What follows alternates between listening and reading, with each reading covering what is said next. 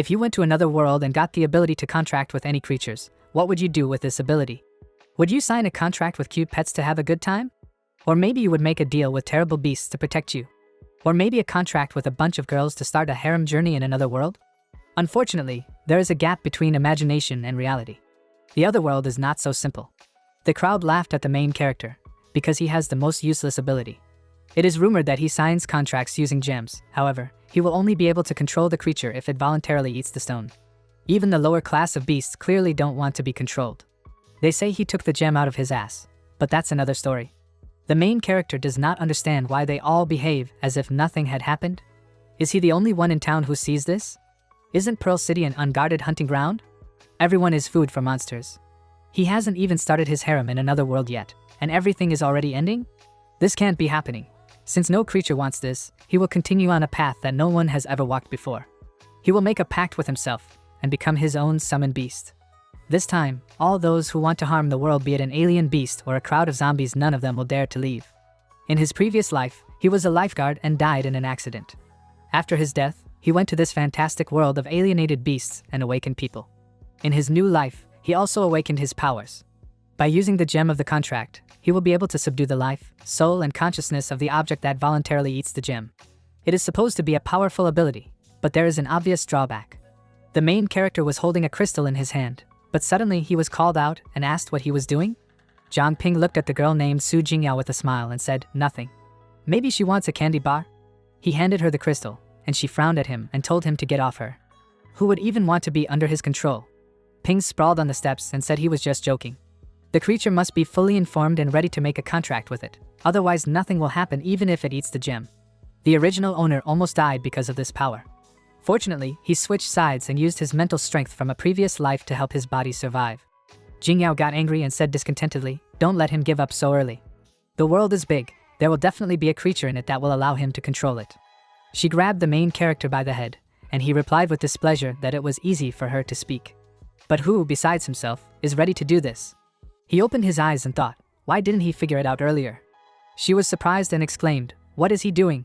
Ping ate the crystal, after which a green aura enveloped his entire body.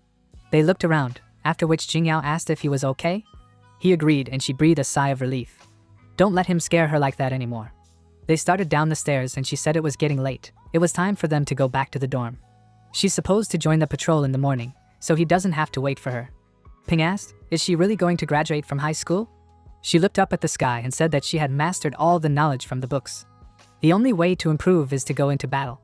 She had always dreamed of joining the patrol to protect her home, and now she finally had the chance to make that dream come true. She smiled and said happily, "Don't let him despair. When he gets stronger, they can even work together." Ping laughed and scratched his head. He was predicted to have a career as a farmer because his ability is useless. He awkwardly said, come on, he'd rather go to the village and farm. However, he doesn't think they'll see each other again. He thought that even though she was just a childhood friend of the first owner of the body, it was still a little sad to say goodbye to her. He really wanted to hug her. The green spirit entered Ping's body, and he gently and tightly hugged Jingyao.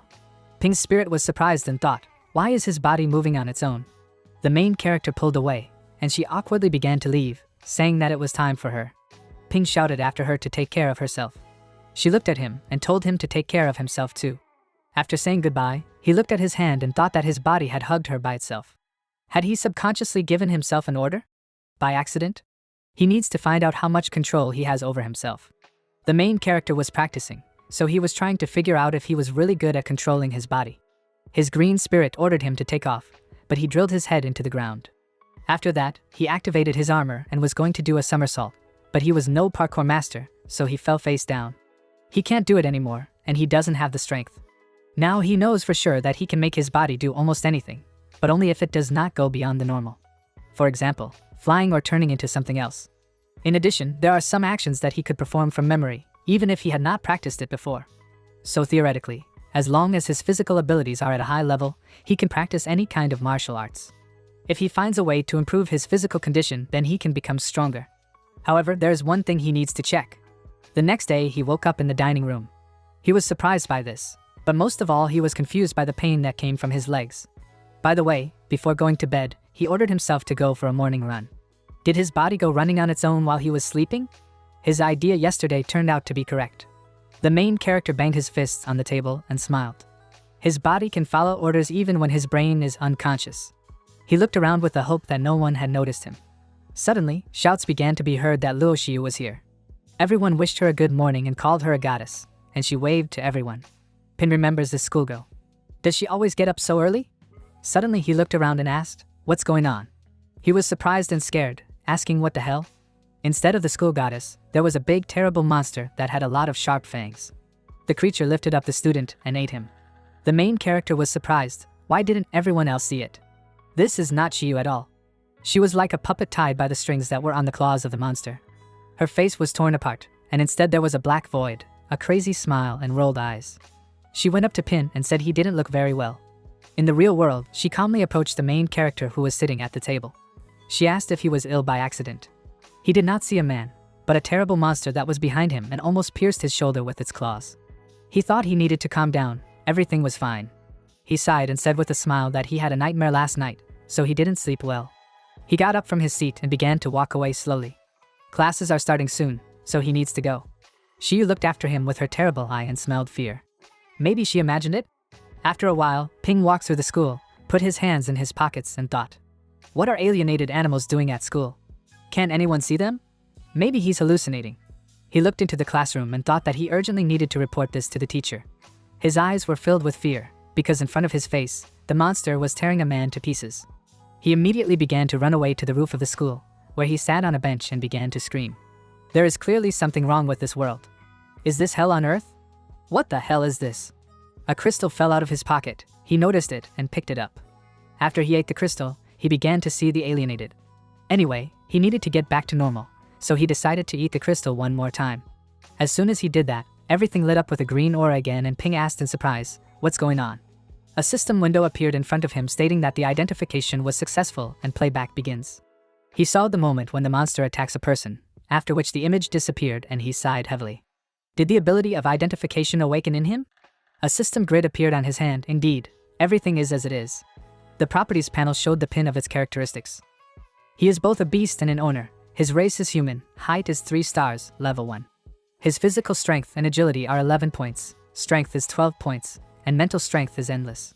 The crystal was called the gem of the first level contract, an item created by consuming physical and mental strength. If the goal is to voluntarily leave the gem, then life, soul, and consciousness will come under the control of the summoner. Pin wondered, does the gem of the contract have a level? How do I know that the effect has worked? Absolute command. A man has absolute power over his summoned beast. A summoned beast will never be able to disobey him. Absolute obedience. He listens to absolutely all commands and executes them strictly. A beginner identification technique. He can see his own data, identify the target. The success of the assessment is related to the difference in strength between the two sides. A new ability appeared out of nowhere, so Ping asked if it was related to the fact that he ate the gem again. He decided to analyze the current situation. He became his own summoned beast and summoner. He is controlled only by the summoner, that is, himself, and his body and spirit will not be disturbed by the outside world. Because of the second point, illusions cannot be used against him, so he sees the true form of the beasts. All these alienated beasts are celestial foxes, and they are of a very high level. He's only level 1 right now, so he's no match for them. Even if the heavenly fox eats someone in front of people, they will only see 2 students having a normal conversation. Others just won't be able to tell the difference. Since this ability controls the mind, he recalled Jingyao's abilities, which are also of the spiritual type. Maybe she can find a way. After school, the main character went home and thought. He didn't know that there were such creatures outside the school. He looked back at the people who were walking next to him, but he saw them not as people, but as monsters. How many are there? Once near the patrol headquarters, he looked around the building from the bottom up. He went inside, where he was greeted by a girl at the reception. She asked if she could help him in any way. Ping looked at her awkwardly and said that he was looking for Jingyao. She was supposed to come today. This girl was also a heavenly fox. She told him to wait a bit. After that, Ping walked away and sat down on the sofa. He wondered if there was a fox on patrol. Can't even the advanced ones recognize their illusions? Suddenly, a familiar voice was heard and Jingyao came up to him. She called out to him and asked what he was doing here.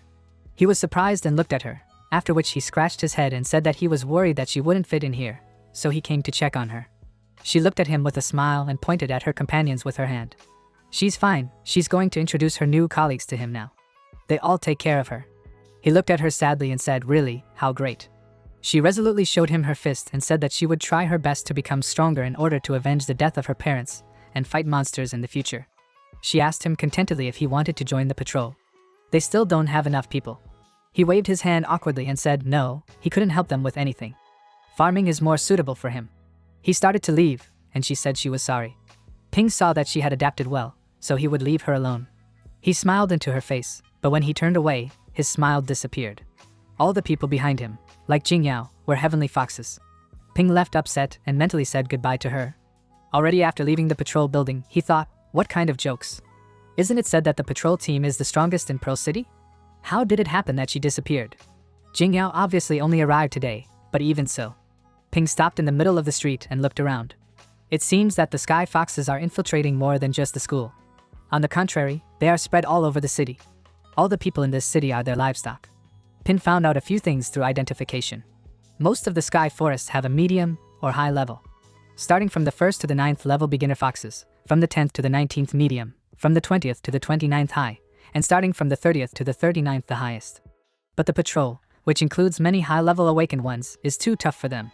The one who killed Xia is very strong, and his intuition tells him that if you use an identification spell on him, the level will be blocked. Perhaps it is a creature of the highest, or even royal level. Starting from the 40th level and above, these are royal foxes. The other heavenly foxes must have been able to defeat the alienated ones by reaching a high level. Unlike ordinary alienated beasts, the intelligence of celestial foxes is very high. They disguise themselves well and coexist harmoniously with humans. But this is only at first glance. Their favorite targets are mainly those who have influence or social significance, or those who occupy a prominent position in society. The rest of the people are just spare food for them. Getting into a fight with foxes is like asking for death. But he can't stand by and watch innocent people die. If only he could get stronger. A week later. Ping woke up at 4 a.m. Lately he's been waking up earlier and earlier. It seems that the more he improves his physical abilities, the less time his body needs to rest. For the last few days, he has been doing only his physical training and has risen to a higher level. In addition to physical exercise, he also tries to create gems and eat them every day. He expected to gain new abilities and talents like the previous 2 times. But since he awakened the identification, all the stones he created were colorless. Eating these stones has no effect. But today, they have regained their color. He tossed the crystal with his hand, which was not transparent but purple. But he is not so appetizing. He hopes that now he will succeed. After eating the crystal, everything changed immediately. An unknown feeling awoke in him. A system properties panel appeared in front of him. Level 2, growth potential is 4 stars. He has acquired a new skill, Night Walker. He gained night vision, a reduced sense of night presence, increased speed, reduced weight, and complete invisibility in the shadows. From now on, he will be able to go exploring at night. The gem of the contract has also been improved, most likely due to its level. He looked down with a smile and asked, does this mean that every time he raises a level, he can awaken a new talent? It would be very cool.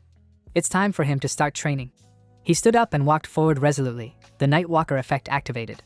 He's trying out a new ability now. Ping ran down the street and thought that now he could see even better than during the day. His gaze was attracted by the ring that was lying on the ground. He stopped and picked it up and asked, the ring? After several attempts, the system was still able to identify the object. This is a killer's ring. If he wears this ring, then all living objects will subconsciously ignore him, but the higher foxes are immune. The pin was surprised and applied playback. He was able to see what happened before the loss of the ring. He saw that heavenly fox pretending to be Shiyu. There was a masked man standing in front of the fox. This is the owner of the ring. He had prepared his sword for battle, but in his eyes, Shiyu should be human. Could he be her enemy? The man pounced on the fox, but she cut him down with just one swipe of her claws. But it was all impossible. Shiyu is an orphan, and she can't have any enemies. So there's only one option. Besides him, someone else is fighting monsters in this city. Ping thought about it and looked down, but suddenly he heard the fox shouting, who's here? The monster was approaching him, but the main character had already hidden. The fox saw that the ring was gone. It means that someone was here. But there are no traces here. How is that? If this person is hiding from him, then he must be an awakened person of the middle or higher level. The fox looked around in the hope of finding someone and said that he should notify His Highness about it. Ping looked around the corner and thought, did they leave the ring here on purpose? If he puts it back, it will be even more suspicious. He'll have to keep the ring for now. At 6:30 a.m., Ping returned home and thought that since it was still dark, the Night Walker's ability and the killer's ring had completely hidden his existence. It seems that strength is not limited only by its own power, but may also depend on equipment. Foxes were running around somewhere nearby, and at that time Ping heard a certain voice calling his name. He looked around and asked who was talking. The voice told him to hide. It turned out to be the spirit of Jing Yao, who approached the main character. She hugged him and told him they were already here. The time on the clock was 5 hours and 40 minutes. The main character was lying in bed and was surrounded by several foxes. Fox Shio smiled and asked, "Is that him?" He waved his hand, gathering energy in it, and ordered him to die. As soon as the paw was in front of Pin's face, the foxes were surprised. There is not even a hint of mood swings. If this Brad has any information, then he will jump up to save his life. He doesn't smell the ring on him. A fox named Tianchong asked His Highness, "Why not kill him? He runs every day, but not today. There must be something wrong." Shio waved his hand and said that this was not the right person. He's just a useless piece of food. He looked at his team and ordered them not to waste their food. His pawns fell on their knees in front of him and agreed with him. After they left, the main character woke up and was surprised. They were so close that he was already scared. He looked at the ring he had just spat out and thought that he had already forgotten himself that he runs every morning. Fortunately, he ordered his body to fall asleep, so he didn't notice anything. He thought he heard Jing Yao's voice. Could it be an illusion? Sitting on the bed and looking at the ring, he thought, he's sentimental. So what? He's just trying to get stronger to avenge her. In any case, in order not to arouse suspicion from the heavenly foxes, he needs to pretend that he lives as usual.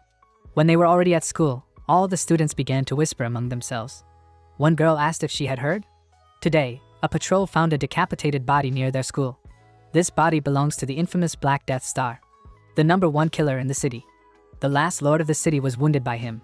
He died at a young age, after his old wounds made themselves felt. Ping thought, are they talking about the man in white?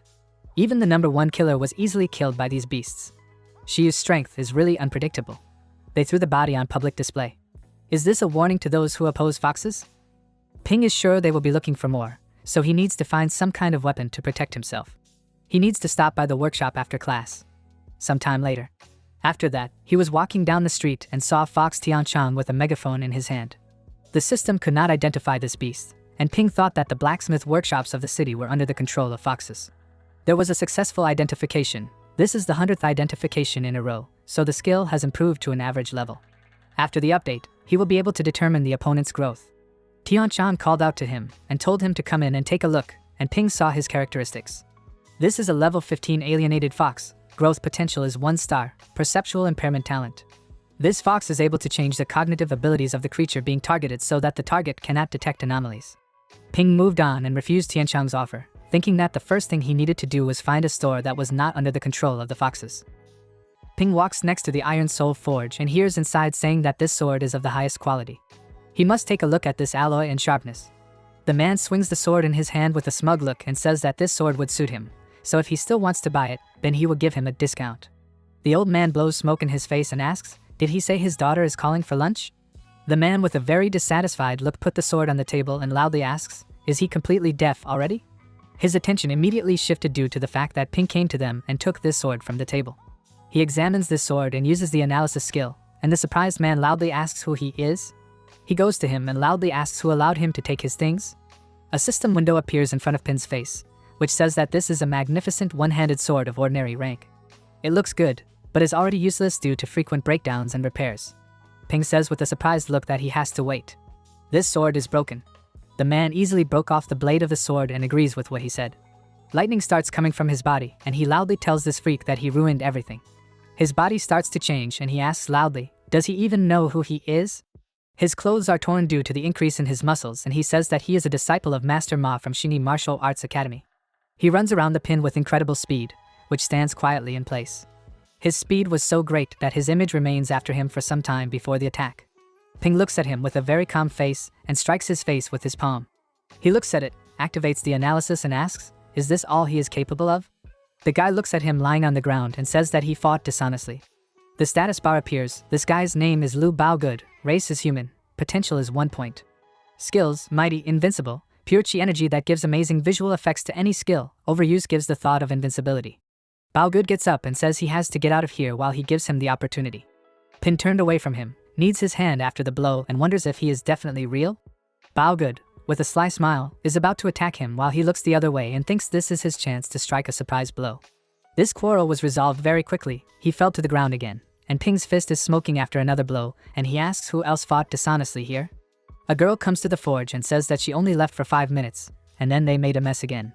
She kneads her fists with a threatening look and asks if he should have understood everything by now, so will he leave on his own or help him? Baogood runs away very quickly and apologizes loudly to her, while Ping stands next to her and thinks that he should go to another store. He was very worried when the girl abruptly put her hand next to him and said that he should wait.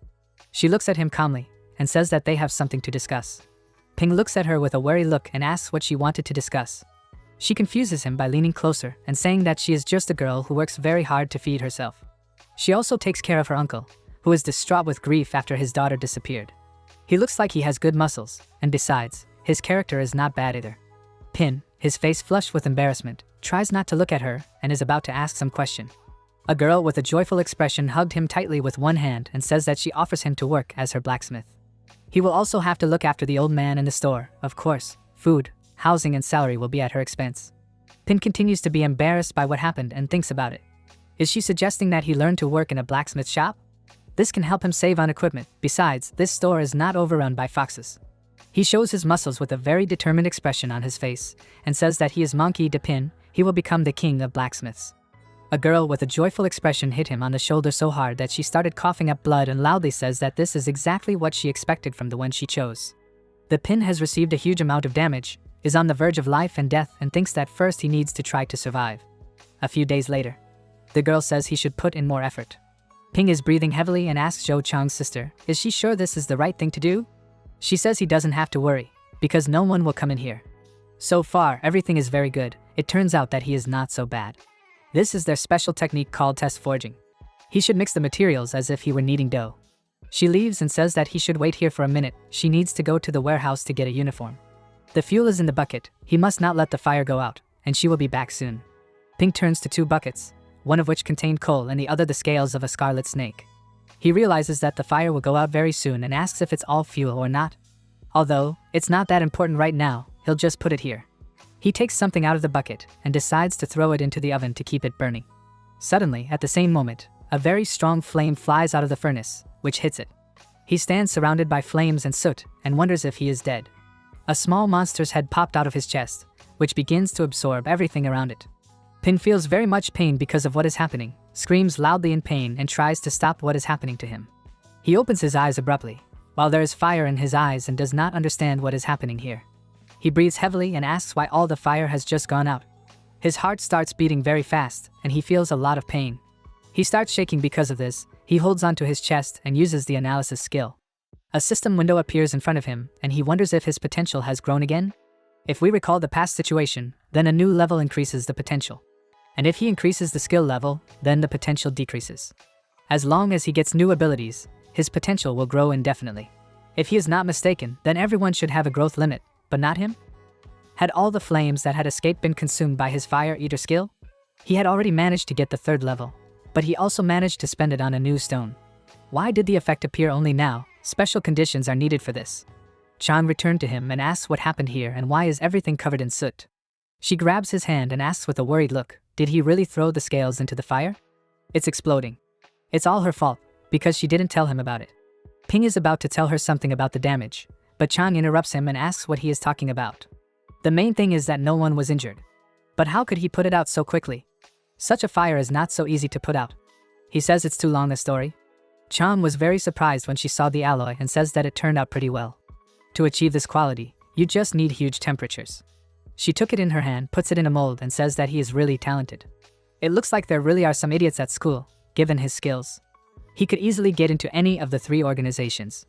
Ping looks at how she is hitting with a hammer and asks, they always call the guards and the investigation team one of the 3 organizations, but what is the name of the 3rd? Chang checks the dagger she just made and says that there are indeed 3 main organizations in Pearl City, but no one knows the details about the 3rd one, what it is called and what they do. She hands him a dagger and asks, by the way, didn't he try to buy equipment? If he hasn't bought anything yet, then how about this? Pin looks at the system window, which says that this dagger is called the Tear of Beauty, of excellent quality. It works well against monsters from the 10th to the 19th level. He asks, isn't this magnificent dagger very expensive? Chan says that according to the current exchange rate of materials, the price of this weapon is about $100,000. Ping was very surprised because of this, looks at the dagger in his hand and realizes that this is his salary for 3 years. He asks loudly, how can a guy with a salary of $3,000 even keep it? Chan chuckled and says he can take it as a reward for his efforts. She still has tasks to do, so she needs to go. But is he going to be okay if he doesn't go to school? Ping says she doesn't have to worry, because he has already passed all the subjects. Chan says that then he should take care of the old man, but in no case should he allow him to work. Ping stands calmly in place and thinks, this forge has not been captured, since it is closed. But this explosion could attract too much attention. During the night, he must go on a reconnaissance mission. Sometime later, a little girl is swinging on a swing among the debris with a joyful expression on her face. Her head has changed and the system notifies that this is a mutant heavenly fox, a race of mutated foxes, level 3. Ping looks at her and thinks that this is the first time he has seen a fox with such a small level. He's on the same level as her, but his equipment is better, so he should at least try. Although the guards within the city had all fallen, it was unlikely that they had harmed the investigation team outside the city. If he brings them a corpse, it will make them pay attention. Suddenly, his hand is covered with ice and a terrifying voice behind him asks, is he seriously deciding to attack a child? If he made even one move, she would kill him. He may not even think about attacking. Ping stands quietly in place while someone holds his shoulder and thinks that this woman is much stronger than him. His skill and ring are completely helpless in front of her. The translucent girl bends down and says that they should meet at the orphanage's training ground if he wants to live. Ping turns around abruptly, but the girl and the ice that enveloped him have already disappeared. He stands still for a few seconds and thinks that it seems that she is not in league with these monsters, otherwise he would already be dead. He comes to the right place and thinks that he grew up in this orphanage, practiced his stupid moves in a small park opposite, so he called it a training ground. How did she find out about it? Maybe she can read minds. He stands in the park and thinks he feels like he's been watched all this time. It seems she brought him here on purpose. Ping notices a monster coming out to him and wonders, is there a mutated beast in this forest? He activates the analysis skill and a system window appears in front of him, which says that this is a mutant called a shell poisonous rat, a type of rodent, level 5, potential 2. The venomous tail has a pouch with poison, which is injected from bone growths. Pin looks at this with a serious face and thinks that the second level is too dangerous. He will be careful, and if anything, he will dodge and try to move away. Maybe he should run right now. He pulls out his dagger and thinks he has to stop this mutant right now. What happens if the children from the orphanage go into the forest and meet this? It's just an ordinary lower mutant. With this weapon, he will be able to win. Ping runs forward very quickly with a dagger in his hand, looking very serious.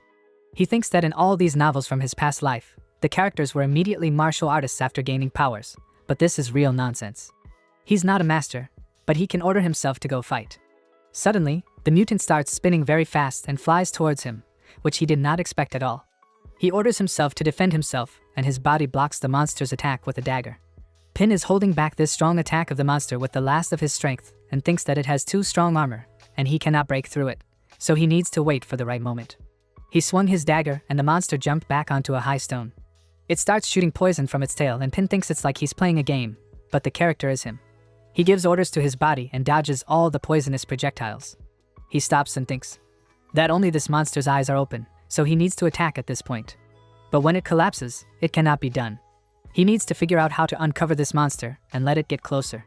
A system window appears in front of him, which says that the basic Fire Eater skill is the ability to absorb fire and accumulate it in the body, with the possibility of being released at any moment before exhaustion. The current status is 100 points out of 100. Pin gets into a fighting stance and thinks that the first command is the Pro Fist. He didn't even think that history lessons about it would be useful. The essence of this technique is to suppress the enemy with all your brute force. He runs very fast towards the mutant and dodges all the poisonous projectiles that it launches at him.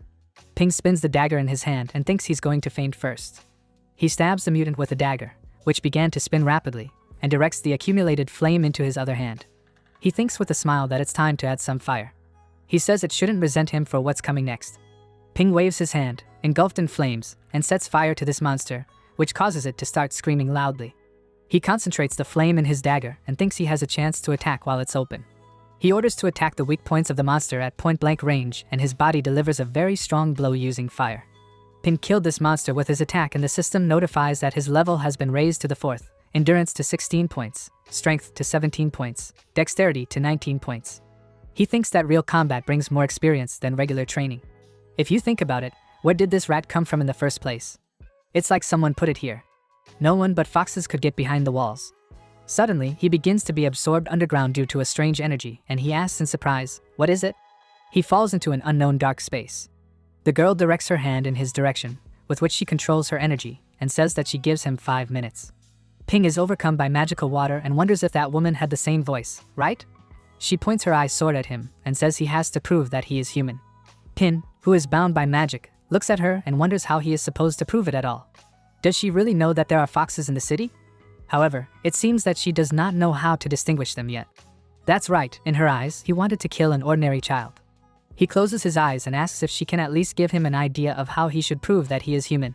He wonders, is the rat in the forest part of the test? The girl calmly says that he has 4 minutes left. Pin begins to actively try to analyze it, but 20 times in a row he failed to do so.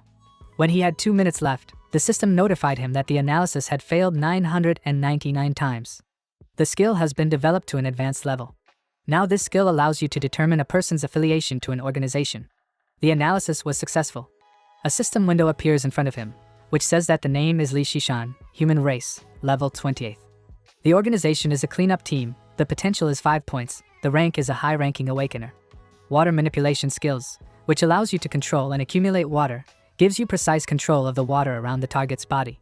Ping thinks it's no wonder now that his reticence didn't help against her. He had never heard of a cleanup team before. Is this really the third organization? Shishan continues to stand in front of him and says he has 1 minute left. Ping says she has to wait a bit. She called that forest a training ground, right? This means that he, like her, grew up in the same orphanage, right? He thinks that, however, he doesn't remember anyone with that name. It's either something else, or she changed her name. He starts listing all the names similar to her name, and she was surprised when she heard Li Sisi's name. She makes a sharp swing with her sword and leaves an inconspicuous cut on it. She comes closer to him and says loudly that this does not prove that he is human. Ping looks at her in surprise and thinks about it. Judging by this reaction, is it really her? She was 3 years older than him, and also managed to graduate from high school and join the organization. If there is something, what only they know is this. He is immersed in his childhood memories associated with her. At that time, when they were at the shelter, she waved her fist and said that this technique was called Amazing Sisi. This technique is invincible, he must repeat it himself. In the present, Ping made her feel ashamed because he started copying her movements, laughing and quoting her saying that this is the first, second and third form of Sisi's invincible fist. That's her, right? She puts her sword away with a reddened face and says that she has a second question. According to the Academy's records, he has the contract stone skill, which was deemed useless due to the inability to activate. Then he should answer, how did he do all this? Ping recalls the past and says that 2 weeks ago he ate his own stone, so he became his own summoner. Due to this, the illusion of monsters no longer works for him, and based on his data, there are a huge number of heavenly foxes in this city. It seems to him that an entire clan has infiltrated this city. Their abilities are a cognitive distortion. Sisi grabs his clothes and asks loudly, is he serious about this? Ping remembers all the monsters and says that the owner of Wanshan Cafe and a furniture store on Lei Street, as well as 3 blacksmiths on Leznitsa Street. And that little girl she stopped him from killing is also a fox. All the ones he named are low-level foxes, she can check it out for herself. Sisi leaves him and says he should be standing here, and she'll be back soon. She takes out a magic crystal and asks Jinbo if he thinks this information can be trusted. The guy standing next to the other two says that the first thing they can confirm is that they have never met fox-type beasts in the city, but they have information that foxes have this ability. He sent a team to detain 2 people from those shops. His attention is attracted by a very strong explosion that occurred next to him. They notice 2 people in the same clothes and ask what happened there. 2 guys run towards them while they are being chased, and one of them loudly tells the commander that this is a saleswoman from the store. She went crazy and attacked them when they started to leave the city. The saleswoman jumps up and flies at Jinbo, who stands calmly in place and looks at her.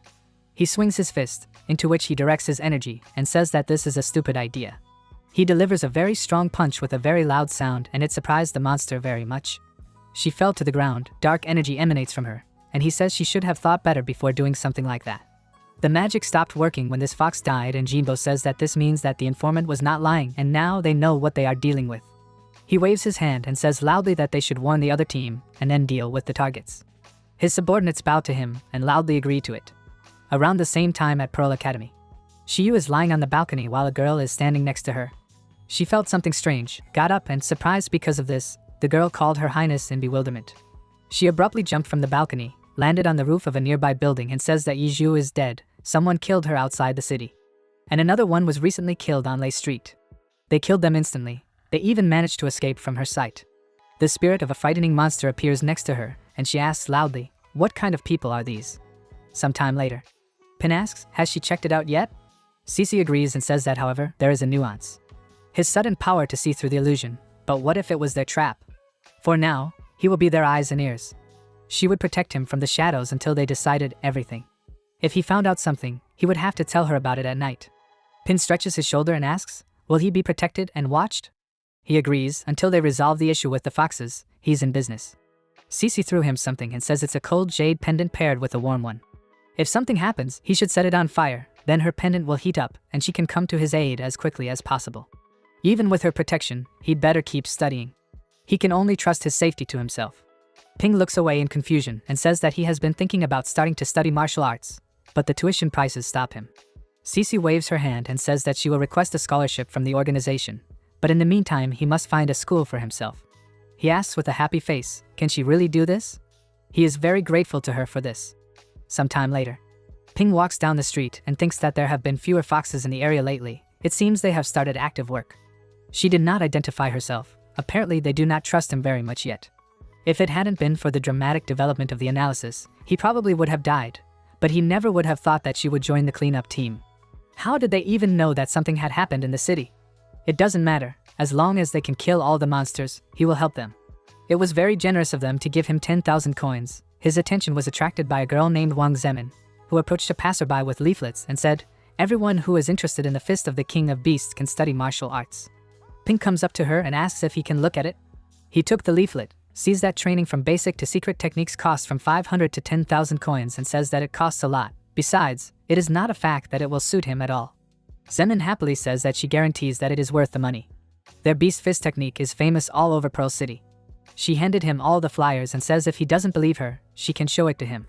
She gets into a fighting stance and says that the initial shapes are the fists of the Monkey King, the Crocodile Monster, and the Phoenix Claw. Pin looks at it and orders his body to learn it. He thinks that these techniques look very good. The stance and movements are much better than those of the Pearl Fist. It's a pretty good fighting style. Zemin waves his foot in the air and says that this style has different variations, but there is no single one. Ping looks at how she fell after that blow and thinks that she obviously doesn't know it well enough, but he sees that it's just wonderful. Two guys approach them and one of them loudly asks who allowed them, the clowns from the school of the Fist of the Beast, to distribute leaflets here. Jangmin got up, apologizes and says that she did not know that it was not allowed to distribute it here. Baogood approaches them and asks, is the Fist of the King of Beasts the same crazy technique? He suggests that he visit their Xingyi art school. Pin points at him and asks, is this the school where they teach five-fold lightning from the knees? Baogood got very angry and loudly tells this idiot that this is a five-fold lightning attack, bringing him to his knees. That's right, he was at the forge that day. Xiong Hyung and Day must capture him. Zemin stands in front of Ping and says that she will not let them offend him. He looks at these two people and uses the analysis skill. The windows of the system appear in front of him, in which it is written at the human race, the name of Xionghin, the faction of the Xingyi Martial School, potential 1 and level 4. The skill is the enrichment of the flesh, the exchange of 70% of intelligence for 30% of the power of the awakener. Xiongda's name, everything else is exactly the same as his brother's. Ping looks at them with a very surprised expression on his face and asks, do they exchange intelligence for strength? Are they even sure that this is an ability? He looks at Zemin and thinks that she has amazing potential. The system window says that she is a human, the faction of the Fist of the King of Beasts. The potential is 7 points. Low-level skills, diligence, reduces learning by 90%, but accelerates the rate of development in practice from 10 to 10,000%. Ping thinks she is very talented. She still has everything ahead of her. But now she can't handle the power like hers. He gives Zemin the flyers and she looks at it with a surprised expression on her face. He pushes her aside and says that she should stand here, and he will decide everything himself. She says with a worried look that there are 3 of them. They will definitely kill him. Ping says with a frightening smile that she doesn't have to worry, because she has already shown him the fighting style, so it's time for him to experience it. 2 of the Xiong brothers attack him, and one of them loudly says that he will crush him. Ping very quickly goes behind his back, uses the first form and strikes at his neck. Immediately after that, he elbowed his stomach and uses the second form. Baogood with an evil expression is going to attack him and use one of his techniques. Ping punches him between the legs with a cruel smile and uses the third form.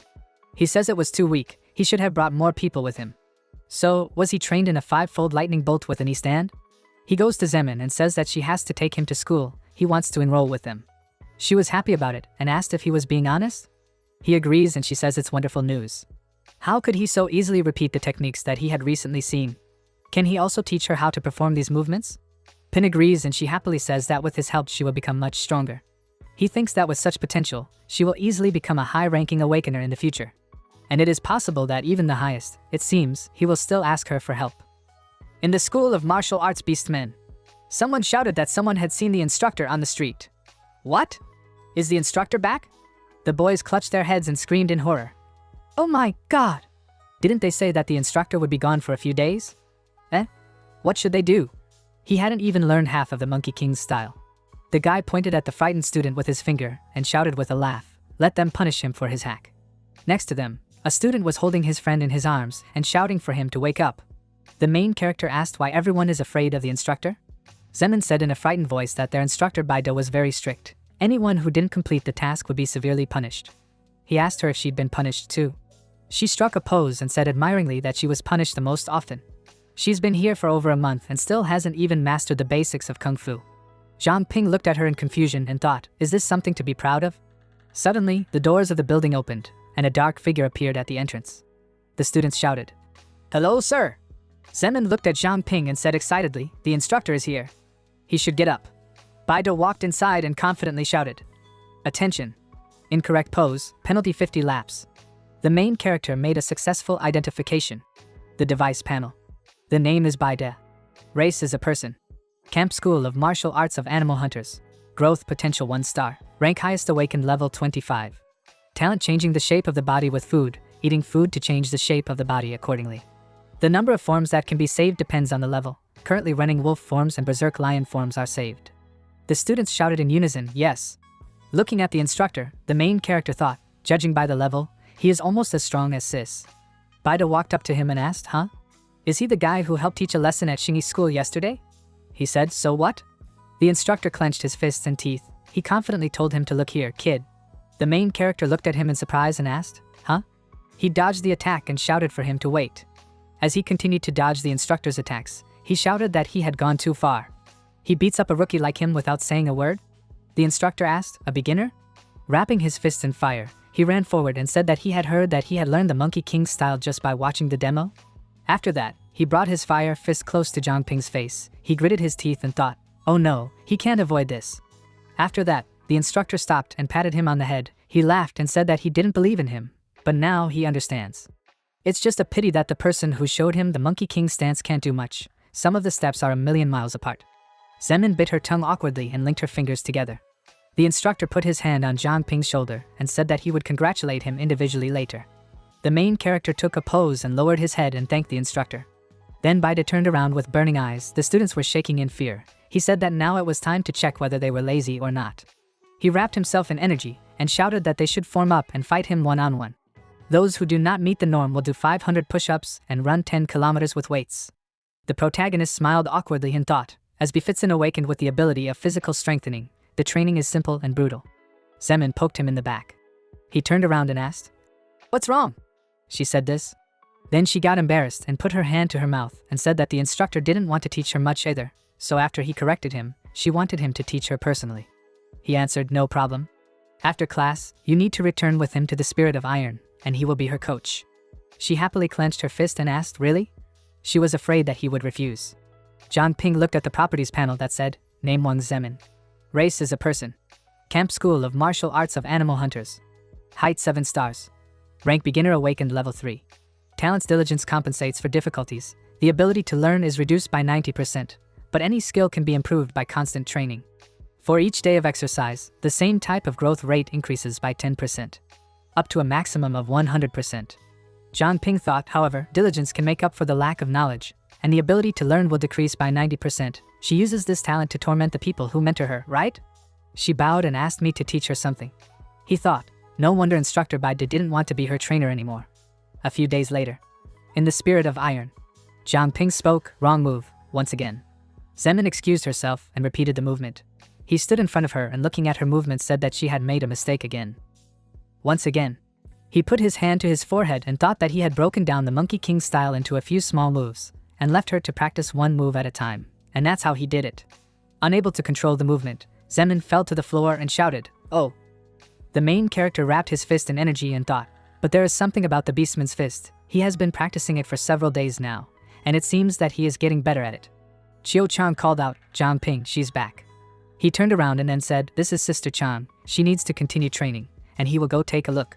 Zemin put her hands to her bruised areas and agreed with him. After a while, Chang leaned her elbows on the countertop and said, "Damn, she almost lost her temper this time. She doesn't know what's going on, but there are fewer animals. I had to go deeper into the northern forest." She looked at Zhang Ping, who went behind the counter, and said that they ended up running into wolves, all of them storm wolves. He asked in surprise, "Huh? She's okay, right?" As she took the item out of the bag, she said, "Fortunately, they dug up the ground and hid.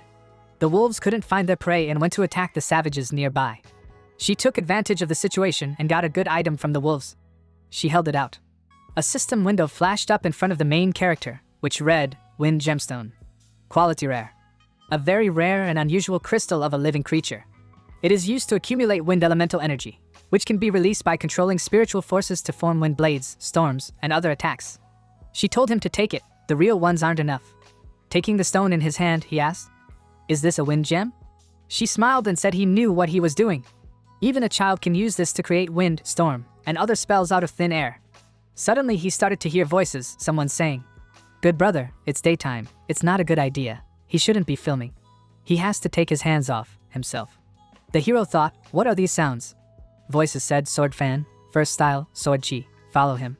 Birds in the trees come together in pairs, green mountains smile. He died on the 12th day, you damned humans, he's going to eat 2 more today." On the property panel, it said, "The beast is Zhang Ping. The owner is Zhang Ping. Race is a person. Camp Forge of the Spirit of Iron. Height 4 stars. Physical strength 18. Mental strength infinite. Strength 17. Dexterity 21, average for a person 10. Rank beginner awakened level 4. 4th level contract gem triggers a 4th level bonus effect. Awaken the Wind Whisper talent. Wind Whisper. A beginner with this talent is able to randomly listen to loud emotional sounds within a 10-mile radius, but can't actively control it. He smiled and looked at the system window and thought, this is a new talent. Just like the last time it happened with the Fire Eater, the gem of the contract is delayed. The voices said, "On the 6th day, there is another person in this shop along with Wang Zemin. He thinks it's because of him that His Majesty's Academy dorm presented them with an advertisement." Zhang Ping turned around and thought, do these voices belong to the Sky Foxes? The fox said it looked good, so he suggested we eat them for lunch today. The other fox agreed with him and said that he would eat this guy, and Wang Zemin would stay with him. The main character thought in fright, are they being followed? At this time, Lu Shishan came out of the shower. She patted her wet hair with a towel, and then paid attention to the reddened token and said, "Bad, Zhang Ping is in danger." Holding the token in his hands, the hero covered himself with energy and thought, so much time has passed, why hasn't Sissy come yet? It seems to him that these 2 foxes have lost their patience, and may come at any moment. Chang looked at him and asked, what's wrong with him? Is he alright? Zhang Ping thought that they were both mid-level foxes. Even with Sister Chang, they have no chance of winning. Then, he pointed his finger forward and said, "Oh right, Sister Chang, she just came back and hasn't seen Uncle Lu yet? Why don't she go upstairs and keep him company, and he'll go buy some food and cook it for her?" She came up to him and leaned on his shoulder and said, "Okay, he has to hurry, she hasn't eaten his cooking for a long time. First, she would capture the wind gem." He smiled awkwardly and said, "Okay." Then he waved at her, and as he headed out, he thought, we should take Wang Zemin and get out of here before it affects Sister Chang and Uncle Lu. Chang waved back and told him not to keep her waiting. Sometime later, in the backyard of the blacksmith shop, Zemin was practicing her next strike, and when Zhang Ping came up to her, she asked him if he thought she was doing everything right.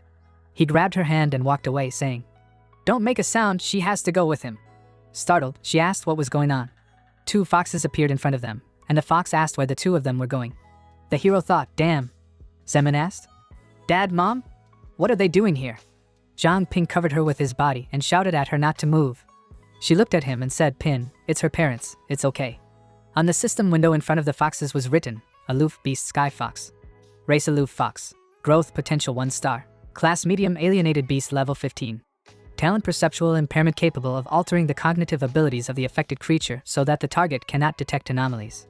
The fox standing next to him had the same stats, except for his class, which was level 16. Jiamin's father asked, "Min, who is that next to her? Why is he afraid of them?" She peeked over Ping's shoulder and said he was a friend of hers from the martial arts school. Suddenly, black matter began to form beneath them, and it began to surround them. After looking at this, the hero thought, dark space? How great. Zemin shouted in fright, "Huh? What's it?" The fox rushed forward and shouted, "Oh no. They're leaving." Ping hugged Zemin to him, and she looked at her parents and asked in confusion, "Dad, Mom?" The hero told her to leave them. He held her tighter and shouted for her to hold on to him. A paw with long claws was heading towards them. The hero clenched his teeth and thought, no, they are coming. The fox then launched a forward attack, wounding Ping in the back. He cried out in pain. Jiamin shouted in fright, John Ping! After that, they found themselves in a dark space. Lifting herself up on her hands, Zemin looked at Ping and asked, is he okay? He got up on one knee and said, I'm fine. Two foxes were standing in front of them. Zemin shouted, Dad, why? The hero shouted at her not to go there. This is an alienated beast. The fox said, oh, how did he figure out their disguise? The second fox rushed forward and, exposing his claws, shouted, that's why they can't let him go. The MC blocked the attack by thrusting the dagger forward. He thought, so fast. Impossible to dodge. Is it because of the difference in class? The sky fox brought its huge claws closer to Zemin and said, Min Min, it's a good girl. Pin thought, no. The other one goes to Wang Zemin. She looked ahead in confusion and said, Mom. Pin, defending himself from the fox, thought, oh no. He can't hold on any longer. Shishan walked up to them and told Zhang Ping to get out of the way. After that, she extended her hand forward and released icy energy in one motion, impaling the sharp icicles on the foxes' bodies. The hero said Saisa's sister. Shishan created an ice weapon and leaped forward, striking at the foxes' bodies. Zemin put out her hand and called out plaintively, don't. When Shishan sorted out the faces, she asked, are they okay? Zemin looked at the corpses of her parents up ahead and shouted, no. Why would she do that? Why did she kill her parents? Pin told her that they weren't her parents, they were just foxes in the guise of her parents. She clutched her head in horror and shouted that this couldn't be happening. He was lying to her. They're her parents. Ping hugged her to him and asked, sis, why didn't the foxes show their true form? Zemin buried her head in his stomach and told him that he was lying to her. Cece looked at him and said, perhaps there's a royal sky fox in the city that has enhanced the pack's talent for creating illusions. So even a low-level fox can hide from a high-level awakened one. The ones they had hunted before only showed up outside of the city. The protagonist thought, in that case, he's probably the only one who can reveal their disguise. He tore the leather part off the fox's face and said, Wang Zemin, these alienated beasts killed her parents and disguised themselves as them. Sisai confirmed his words.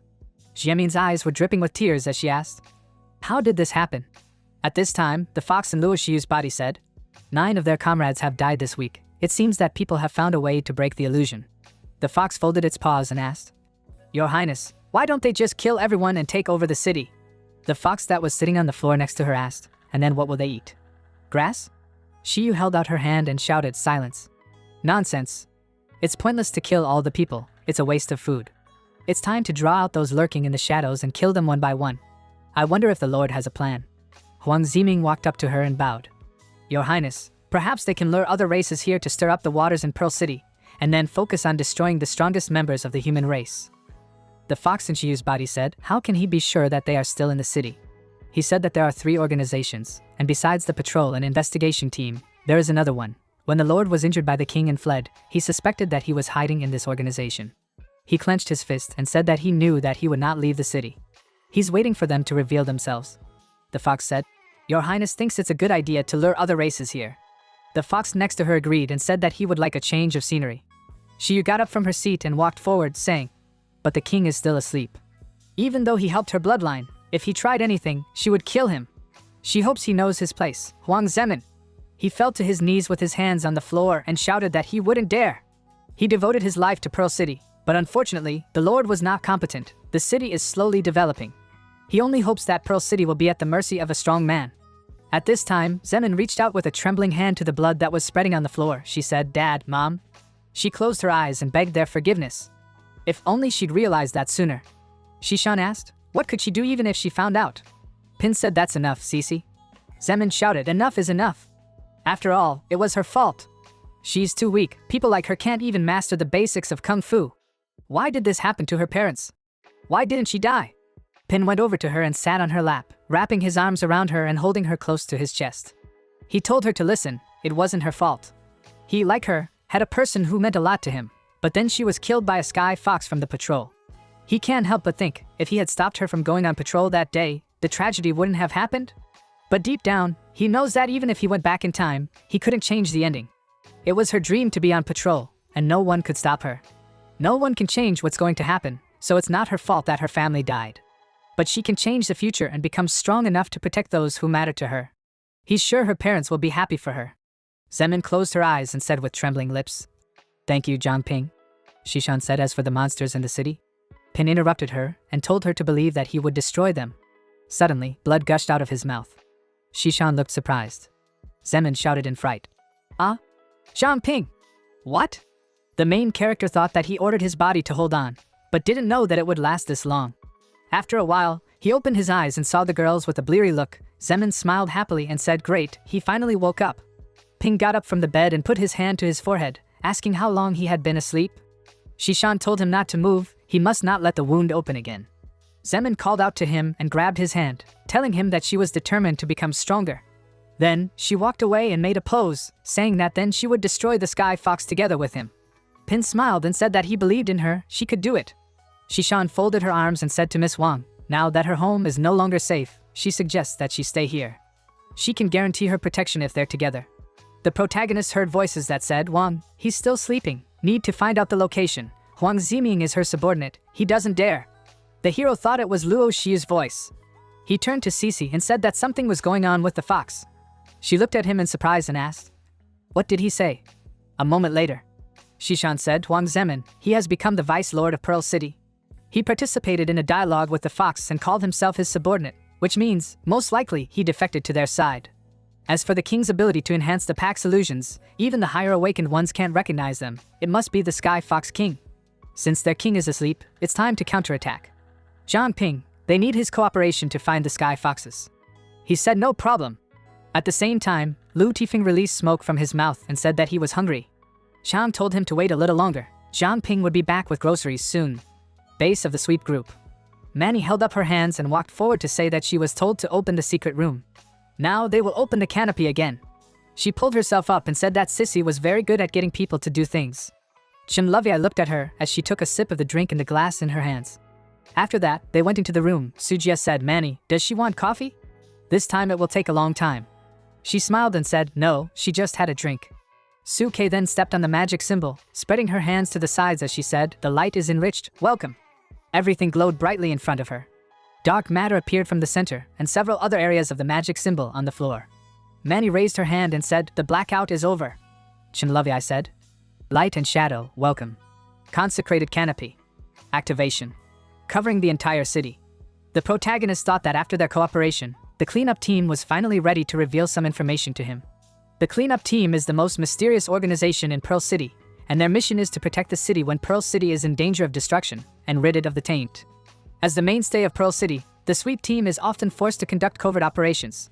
The group is supported by a special organization within it, the border team. According to Saisa, there are 3 main members of the border team. The leader is Manny. Her power is the Black Curtain. She was the one who created the dark space that he had entered several times. Suze, power enriching sunlight. It absorbs sunlight to provide its comrades with energy to continue fighting, but isn't it a treasure to replenish their strength? Shinlovia, her power is light and shadow. It is able to become invisible, changing the light and shadows on the surface of the object. Together, they can activate the illuminated curtain, which smoothly draws creatures below the royal level into the dark space, the inner world. They also know how to change the scenery of the inner world to confuse their opponents, and this is the strongest weapon of the border team. Since the Sky Foxes can silently kill people by distorting their perception, they will do the same to them. Passing through a busy street, Mingy asked, Ming-ar, why don't they just pick a few here and take them home? She said that the city isn't safe right now, so it's best to be careful. Mingy asked if she was scared now. Then he looked at her in surprise, and she looked up and asked, doesn't he think something's wrong? He said he didn't think so, she was just being paranoid. Then he looked ahead and said, she doesn't know. Where is everyone? At this time, Jinbo concentrated a powerful energy in his fist and swung it, flying straight at the fox's back. After landing around him, dust rose into the air, and a pillar of bright light shot up into the sky. He said it was a pity that he couldn't kill them all in one hit. Mingy said, damn it. He shouted, was he the one who tried to kill him in Pearl City recently? He leaned over and asked, how dare he attack them so rudely? Isn't he afraid that they'll call for backup? Jinbo clenched his fists, a powerful energy emanating from them, he asked, right? Why don't they call him? He thought that according to Zhang Ping's information, these two are about level 25, he should be able to handle them. Mingyi ran towards him and shouted, madman! Jinbo blocked his punch with his hand, then looked at the mark on his chest in surprise. Min-ar threw herself at it and said it was just food. Bo looked at the mark on his arm in surprise and asked, huh? He blocked it. Mingyi threw a few more punches and asked, how is it? How is he? He doesn't know how they kill their own kind. Bo punched him in the face and said he was going to find out. AR shouted in fright. Min-ee. She swung her hand and shouted. She's going to take his life. Bo said he understood. He grabbed the fox's arm and said he couldn't see it, but he was pretty good at understanding its size. He twisted her arm and said that she was very good at sneaky attacks, but she wasn't the best at head-to-head combat. The fox screamed in pain and then shouted Ming-ee for him to help her. Ming-ee leapt towards Bo, swinging his arm to strike. Bo turned around and said hi. After that, he threw an AR at the fox and shouted, "Let's go." He threw the fox up, then kicked the fox and shouted, "One more time! Go ahead." The bodies of the monsters lay on the ground. The asphalt cracked beneath them. One of the last ones said, "Why can't he feel it? They're trapped." Bo swung back for another blow and shouted, "One more time." The fox shouted that he hated him again. The entire area was covered in Bo's powerful energy, and he shouted for them to get out. Watching from the roof of a nearby building, Pin said, "How strong?" Shishan placed her hand on her side and said, "After all, Huang Jin is the leader of their battle group." The main character folded his arms and remembered his face. He said, "But this look is reminiscent of heroes from games." Shishan asked, "What is it?" Her earpiece said, "Blue Shishan, this is Shirbai." The alienated beasts outside the city began to gather and rebel for unknown reasons. If they enter Pearl City at such a time, he's afraid that it will increase the load on the lighted canopy. They need to go to the suburbs and scout the situation. Shishan placed her fingers on the earpiece and said, "But," Bai said, "if she is worried about Zhang Ping, then she can bring him along. It's a good opportunity to train his martial skills." She said accepted. Bai said that he had already recorded the information about Sky Fox and would assign the matter to the battle group. Shishan said that she understood. Ping thought, the storm wolves that Chang encountered earlier are related to this. Shishan said, "Let's go, Zhang Ping, he needs to follow her. She'll send someone to guard the forge." He said, "Some big shot, didn't he?" She said he was their leader. They will meet with him after the mission. Yes. After a while, Ping looked around and said it was the first time he had ever been outside the city limits. Looking at the plants in front of him, he asked, "What kind of plant is this?" Shishan told him not to come.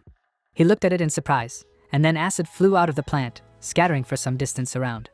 Shishan said that they are called hydrochloric acid plants, rich in hydrogen peroxide, very caustic. Now is the time for them to mature. Ripe fruit explodes like fireworks. Hydrochloric acid grass is sown like this. He must be careful. In addition, there are alien animals that feed on grass with hydrogen peroxide. Then she pointed ahead and said that his first opponent was there. She's going to investigate the alien beast rebellion, so he shouldn't go far from here. The main character made an identification. A system window appeared in front of him, on which it was written, Alienated Beast Water Rabbit Bullet. Race Alienated Rabbit. Growth Potential 3 stars. Class Beginner Level 9. Talent Water Erosion Bullet can shoot extremely caustic water from the sweat glands hidden in the ear. Ping held up a dagger covered in fire and thought, this rabbit looks harmless, but its level is higher than that of a rat with a poisonous tail. Before he notices, he threw the dagger forward and shouted, Preemptive Strike. The rabbit managed to jump out of the way. Ping swung his fire fist and shouted, Defeat. The rabbit dodged and shot acid from its ears. The main character blocked the attack with his hands and shouted that this would not work.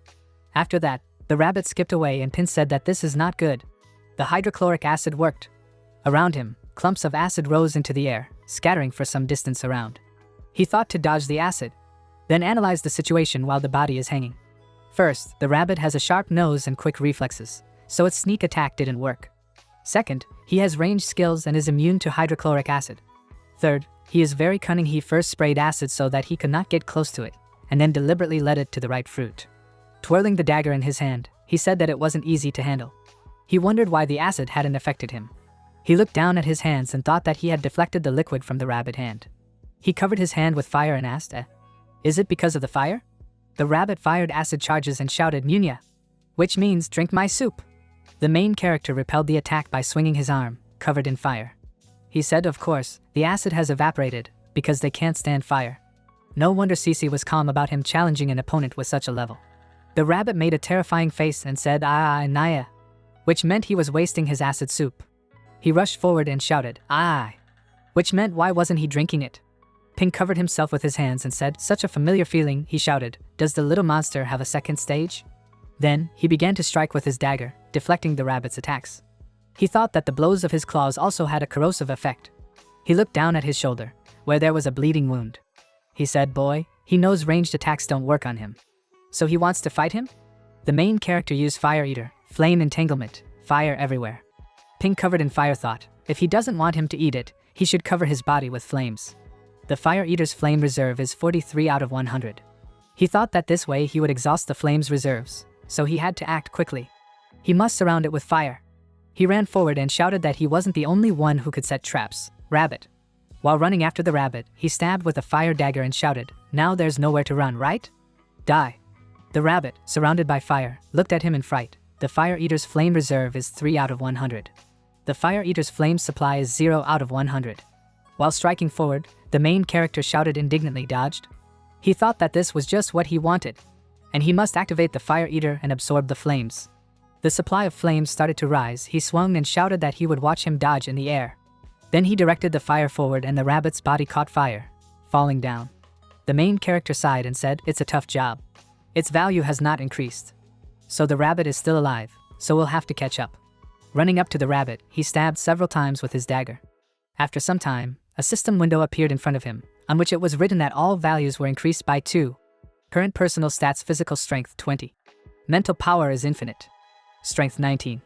Dexterity 23, average for humans 10. He said, "Decent for a level 9 monster. Killing one of them increases its stats by 2 points." He said that the level hadn't increased. The higher the level, the harder it is to improve. Therefore, experience can be gained by training and fighting monsters, but not by leveling up. On the system window, it was said that when the total amount of flames consumed reaches 1,000, the Fire Eater Beginner is upgraded to Fire Eater Medium, and its capacity increases to 300. Ping smiled and asked, "Did the Fire Eater get an upgrade?" "Oh my god." Then he turned around and looked ahead in fright, and a huge number of angry rabbits appeared in front of him. He said, "Shit." At this moment, Zhang Ping couldn't help but order himself to say the word shit. The main character looked at the flame in his hand, and the system window in front of him said, "Fire Eater's flame supply is 2 out of 100. He thought, oh no, he had just used up his entire supply with this strike. He looked at the angry rabbits and thought that there were too many rabbits here. He said, "Exactly. With so many flames, it's still possible to activate a jade token." He took out a token and ran in the opposite direction from the rabbits. He shouted, "It would be better to run away quickly." Covering the token with fire, he shouted, sis, help." Suddenly, the rabbits were in front of him, and when he turned around, he also saw rabbits. He asked if they could surround the enemy. This is the problem. He crouched down to shield his head from the acid shells that the rabbits were releasing from their ears. He thought that he should prepare for the first attack. Suddenly, an ice wall appeared, blocking him from the rabbits' attacks. Looking at the wall, he thought, a familiar water element. Looking at the girl, he said, "It's her, Sissy." She held out her water-covered hand and told him to move away. Are the bullet rabbits freaking out too? It sent a huge jet of water towards the rabbits, sucking them into the water. After that, she flicked her finger and all of them were covered in ice. The main character looked at this and thought, cool, he used everything he could to deal with one. Shishan asked, she hadn't been gone for so long. Why were there so many of them all of a sudden? Ping shrugged in confusion and said that he didn't know either. She looked at the rabbits that appeared and said that there was no end to them. After that, putting her hand forward, she created an ice sword and said that many more would come. The rabbits charged at the other rabbits that were covered in ice. Shishan thought, they're not attacking? Is this the leader? But he should be dead by now. She crouched down, ready to attack, and thought, it's like they're attracted to something. She rushed forward, throwing punches at the rabbits, and said that in this case, she would take the risk. As the wounded rabbits flew in all directions, she swung her sword again, charging forward and said, last one. She thought that if she was right, then the answer was inside their leader.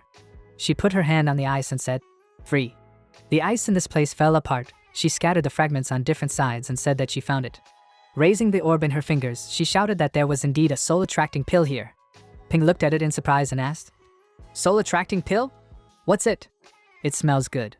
Shishan said that it was a device created by an organization to control alienated beasts.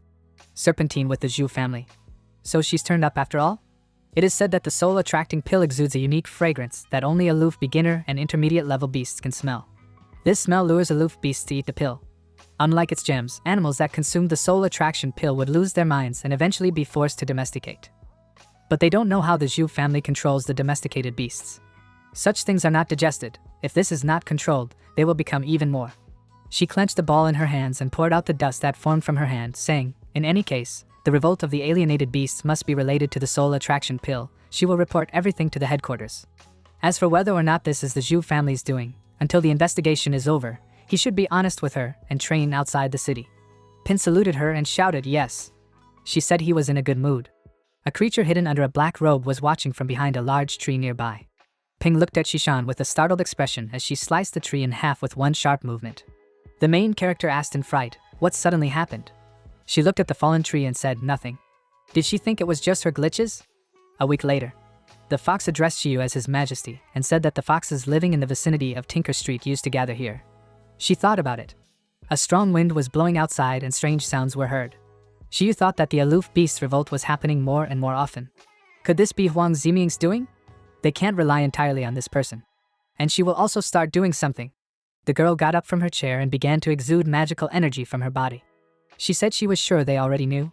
Not recently, people have found a way to overcome psychic manipulation, which has led to great losses among their people. Over the past week, she'd discovered that more than half of her men had died on Tinker Street. They live near a given street and are likely to be the next target. She wants her people to make a big fuss together, so that the enemy will think they've found out something. They decide that her people are trying to escape, and they will act earlier. One Leaf thought he understood her. Shiyu shouted angrily, she wants to see who these people are. The foxes agreed with her. After a while in the woods, rabbits were walking around the clearing and eating grass. The main character suddenly jumped on the rabbit with an attack. He plunged his dagger into the beast and burned its body to disarm it. A system alert window popped up in front of him. The Night Walker has been stopped. The other rabbits scattered in a panic. Pin thought that after spending a week destroying rabbits, his level had risen to 6th. Angry rabbits were jumping around him, and he was standing in a fighting stance, waiting for the attack. He thought that he had also mastered their attack systems and weaknesses. The evil rabbits also released green masses from their mouths at the main character. He jumped with a fire attack and thought that first, he could neutralize further attacks without any harm. If provoked, they would cover their entire bodies with acid to engage in close combat. Acid can be set on fire, but the disadvantage is that the acid burns very little, and rabbits do not die that way. Pin set fire to one of the rabbits and stabbed it with a dagger. He had the scales of a red snake in his hands, and he threw the scales at the burning rabbit. The main character thought that, however, if you use the scales of the red snake as fuel, the flame will burn forever. The angry rabbits continued to jump around him and his burning companion. Pin thought he would call it a fire eater, 3 flavors of real flame. And maybe 2 will do. Suddenly, a flock of rabbits was in a large funnel of fire. They were all burning. The main character came out of this funnel and thought that he had been collecting snake scales for a long time, and now he had used up everything. After dealing with so many rabbits, he must have improved his stats. The angry rabbits were burning to ashes. He made identifications. Pin smiled and said that he had gone up 1 level, he had expected it. A system notification window appeared in front of him. The level went up to 7th, all values increased by 1 point. Since it killed more than 1 enemy, its value was increased by 1 point. Current personal characteristics. Physical strength is equal to 24. Mental power is infinite. The strength is 25. Dexterity is equal to 29. The average indicator for a person is 10. Contract gem level +1, upgrade to level 5. The 5th level effect is triggered. He thought that the contract gem was also improved. He thought that the gem's level was synchronized with his own level. This time the gem was blue. But after he improved to level 6, he was still level 4. So this is due to the fact that the contract gem is harder to update. Next to it was the corpse of a rabbit, exuding dark energy. The main character thoughtfully asked that he was wondering what kind of ability would awaken this time if he ate the improved gem? He thought it would be a fighting talent, he would hope so. Suddenly, this rabbit opened its eyes and let out a vicious sound. The rabbit started to get up, but the main character did not understand what was happening. He turned around and shouted, "Is that rabbit alive?" The evil rabbit exuded dark purple energy from its body and stared straight at him. Pin activated the Fire Eater skill, Flame Entanglement. Flames shot out of his hand, and he took a confident stance and said that no matter how many times he did it, he wasn't the same person he was before. The evil rabbit now jumped on him for its attack. The main character prepared to take the hit. The rabbit approached him and was ready to attack. Ping spun his dagger in his hand and asked, did the rabbit rush straight towards him? He swung his dagger sharply at the rabbit, but missed. The evil rabbit seemed to have no body, and the blow came from nothing. The main character gracefully shifted the dagger to his other hand and looked at his opponent. He thought, what the hell? He killed too many rabbits. Did he create a ghost? He confidently grabbed the dagger and said that like a spirit or a ghost, let him die. Pin confidently swiped at the rabbit. The rabbit that exuded dark energy was lying unconscious, and the energy had evaporated. He looked at it and asked, when did this rabbit have such a skill? Was he also controlled by the soul-attracting pill? The main character cut open the rabbit's body and took out something purple. He said that there really is something here, but it doesn't seem to be the right pill. He made an identification. The system window popped up in front of him. Couldn't be identified. He thought that it had been a long time since he had encountered something so difficult to identify. Another system window popped up. Success and identification. Dark mist essence. The quality is unknown. The essence of power stored in the black goat's ovaries. Consumption can lead to unexpected consequences. Did Pin think it was a goat's treasure? A system window appeared in front of him. Couldn't be identified. The main character lit a fire next to him and watched the thing. A system window that says it failed to identify again. Successful identification. Dark mist essence. The quality is unknown. The essence of power stored in the black goat's ovaries. Consumption can lead to unexpected consequences. Play back. A majestic goat that exuded dark purple energy appeared in front of him. A lot of different beasts were standing in front of this goat. The goat ran at the crowd, and the crowd ran at him. The animal is moving west. The crow is landing. Pork is coming. Distribution. The goat spread its dark energy and moved around as if it didn't have any body. The goat went into the pig's back and hit it with a surprise attack. He bit the pig's side. The pig screamed in pain and fear. A dark energy seeped into the pig. This energy was oozing out from its entire body. The main character asked, "Did everything go to hell?" He thought that he had a feeling that this item was like a wind gem and was a rare item. How's the pink gem effect? He observed the object and thought that touching it directly would not produce any results, unlike last time. Would he have to swallow it? Pin said that the problem is that it belongs to a black goat. In fact, it is a kind of diaphragm. He remembered Sue and said goodbye to her. The main character said that he is weak as a nightmare, so who is he to choose? He decided not to be afraid and swallowed this item with great energy. Ping's eyes snapped open in pain, and he clutched his head and started screaming. He crouched on the ground and writhed in pain. Pin remembered hugging her. Sue, who was a puppet in the fox's hands, appeared in front of his eyes. Suddenly her voice was trembling, and she called his name and told him to promise her that whatever happened to him, he must live. The girl was crying blood and smiling. The main character bared his teeth and told her not to worry until he killed all those foxes. He's not going to die. The system window with an alert popped up. Successful identification. The properties panel. Rank, beginner awakened. The level is equal to the 7th. Growth potential, 6 stars. Physical strength is equal to 26. Mental power is infinite. The strength is 25. Dexterity is 29. Talents, 5th level contract gem, triggers 5th level bonus effects. Another system window popped up. Stygian mist body beginner. Absorbs a creature's fear and turns it into a mist that can be manipulated. The fog supply is 20 out of 100. For each point of accumulation of this mist, it will be able to generate a solid Stygian mist with 10% attack power and 10% defense. Up to 1000%. Ping squatted down in a sweat and said that this time the talent belongs to the combat type, both attacking and defending. The strength seems to depend on the amount of mist consumed. Growth increased by 3 stars? The Stygian mist's body is so strong. The main character laughed and cried. He said it was a curse. Why does it look like this? Is it a shame? Happy? Anxious? Sad? Who knows? 5 men began to approach him from behind. Ping said that in any case, he would soon have the strength to avenge Sue. The man who was walking in front and decided to ask if he was okay. The other man told him they'd better go, let them mind their own business. Another confirmed his words and said that they should go to the city as long as there were no animals around. The main character began to exude dark energy and rise above the ground. The man who was standing in front of him looked at him with fear and didn't understand what was going on. He rose from the ground and turned around menacingly. People threw everything they were holding in their hands and ran away shouting that it was a ghost. It was a ghost. The main character didn't want to scare them and said that everything was fine. The system window popped up. The fog supply is 23 out of 100. The fog supply is 30 out of 100. The fog supply is 35 out of 100. He created a blue energy in his hand and asked, "Does this mean that it can absorb someone's fear and turn them into mist?" This fog doesn't look like normal. It's not even energy. Be that as it may, the fog can change its shape depending on his thoughts. Pin imagined a monster's hand instead of his own, and the hand transformed. Then he introduced the weapon and asked, "I wonder how strong it is?"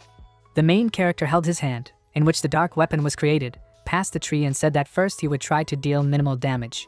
The tree was cut down smoothly exactly on its movement, and began to fall. The guy was surprised and shouted, "It's so powerful that when you use just one Stygian Mist reserve point, does this happen?" He used this skill a few more times on the falling tree, his hand moving quickly and confidently. Now the square remnants of wood began to fall from the sky. Pin said it was interesting enough. He looked up and used the 10 points of fog reserve to act as a shield against the falling tree. The main character said that he can cut, and is also able to protect from attacks. This fog will fit much better. When used properly, this skill would become his best card against high-level alienated beasts. He thought that all he needed to do was continue to evolve and become stronger with the sweep team. Suddenly, Sissy ran up from behind him. She was shouting his name. Sisu ran around him and prepared to fight.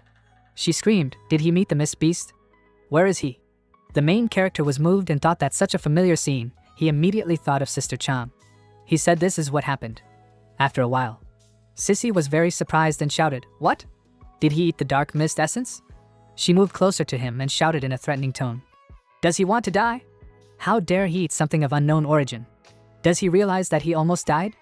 Pin smiled, scratched his head awkwardly, and thought that he had verified it with his identification. The girl turned away and crossed her arms in front of her. He said it was all right. If he gets into trouble, he can order himself to spit it out. Sissy clicked her tongue and asked why he didn't think he could get rid of him. He didn't think it could be a parasite? The main character clutched his chest and said that she wanted to say that what he ate was dangerous. The girl said with narrowed eyes that the misty aloof beasts were creatures of unknown origin.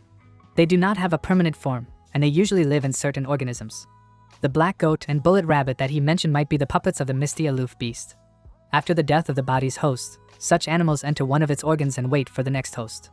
The fact is that the Stygian mist can manipulate what it infects. Ping was very scared and thought, doesn't this mean that the fog has infected him as well? The intense pain he felt when he ate the essence was due to the mist taking control of his body? He thought about it and asked that if he was fine, did that mean that the parasite had failed? Sissy replied that she didn't know. He's special. Maybe the monster that destroyed the misty aloof beast lives in it. Or is it possible that the parasite does not affect him because he is completely in control of himself? She smiled viciously at him and shouted, "In any case, if something happens to him, she will have to stab him."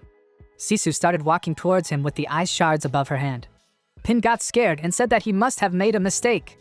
A spider descended between them. Spider looked into the girl's eyes. She was very frightened and screamed, "Spider!" Sisu created a weapon in her hand and started waving it around in panic. She screamed, "Such a big spider!" The spider was afraid of her and tried to escape. The main character was surprised that a girl like her was still afraid of spiders. The girl clung to him and shouted, "Let him get him out of here faster! Faster!" Pin smiled, held her head gently, and wondered if she was still afraid of insects. Just like when I was a kid. Memories from the orphanage came flooding back to him. Pin was running towards her and shouting for her to see what he had caught. Sissy was sitting under a tree and reading a book. She said, "What is it?" Let him show her. He poked the beetle in her face for joy. The girl tried to push him away and squeaked in fear so that he would remove the bug. The beetle managed to get out of the boy's hand and flew away. He was upset and said it was his new friend, she had just scared him off. Sisu patted him on the head and said that he was a stupid kid. There were so many children in the shelter who could be his friends. Why does he want to catch bugs to make friends with this one? Pin said that the children would leave the shelter someday. What should he do then? The girl hugged him and promised that no matter what happened, she would always be his friend. The boy asked if it was true. Don't let her lie. She replied that they should promise each other. And now, after all these years, he was holding her again. Sissy was embarrassed. She pushed the guy away, freezing him, and shouted, "Why is he holding her so tightly?" Pin released himself from the freeze and exhaled. The girl turned away and thoughtfully told him that in the wild, any object of unknown origin is dangerous. Free cheese only happens in a mousetrap.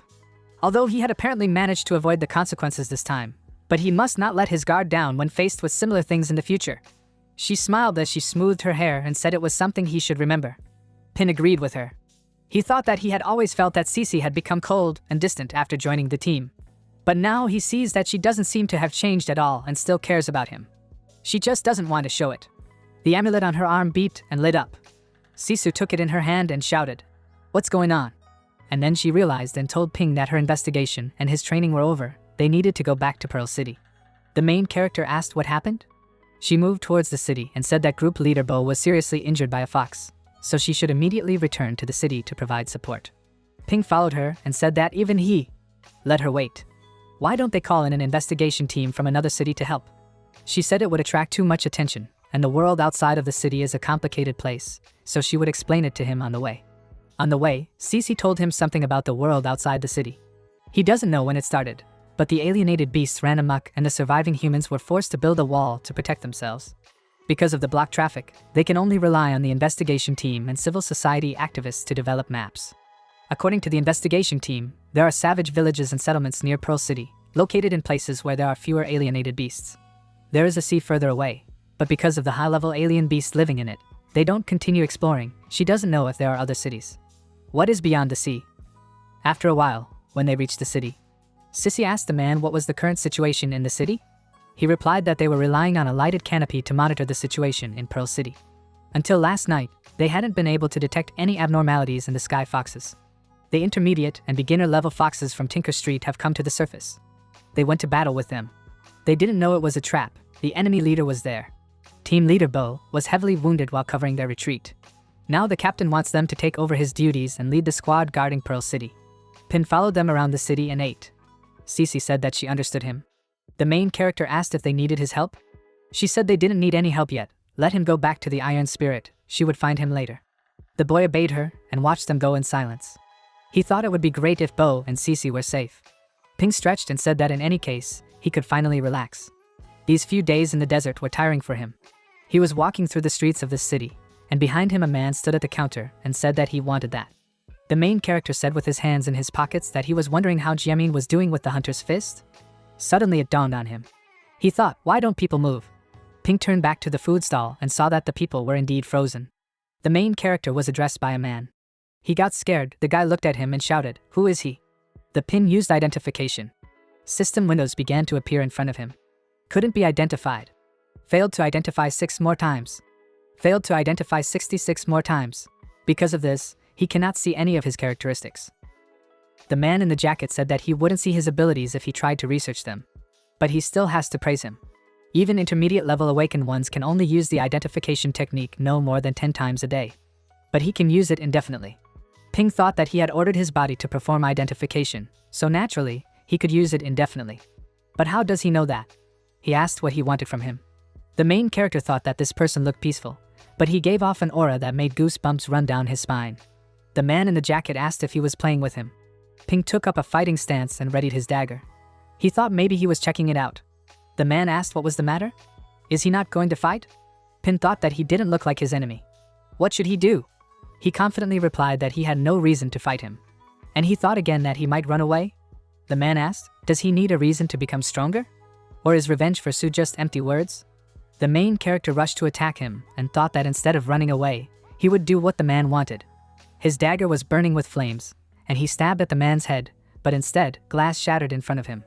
Did Pin think it was a time rift? He held a dagger in one hand and prepared fire in the other.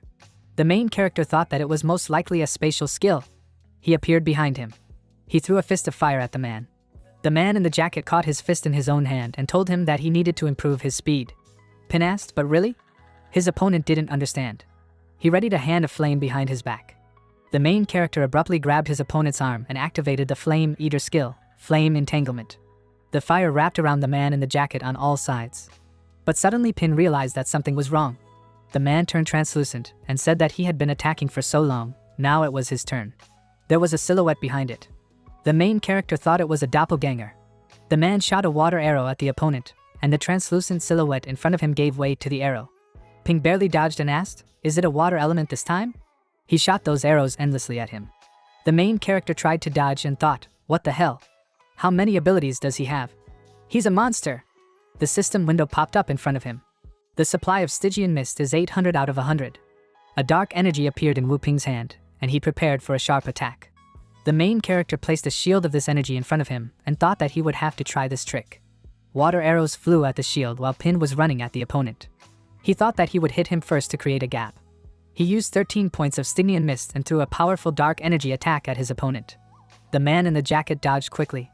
Pin thought that he would then use the Night Walker to get inside. The man said it was smart enough, but not particularly effective. A lot of light appeared in front of the main character. The light came from the man, filling the entire space around him. Pin was blinded and fell to the pavement in surprise. The man said that it was rare, however, for someone to have such power. The main character couldn't move. He thought that he could read minds. Isn't that fair? The man asked if he was talking to him. Pin thought he couldn't move. He had put so much effort into testing it. It was much stronger than Bo and Sisu. The man became invisible. He kept thinking about how he was afraid that the only one who could be so strong was the leader of the sweep group. After a while, the main character was bowing in front of the table where the man in the jacket was sitting. He asked how he should address him. The man smiled and asked, he can call him whatever he wants, but he really doesn't know his name? Ping thought that it looked like the sweep team had found out everything about him, but why did he decide to meet him like this? He turned to C2 and asked him what he had come here for. He replied, addressing him by his first name, that he shouldn't think too much until he could resist the mind-reading ability. Pin was startled and said nothing. C2 said that after him, there were no limitless ability holders in Pearl City for 200 years. Why doesn't he come and take a look?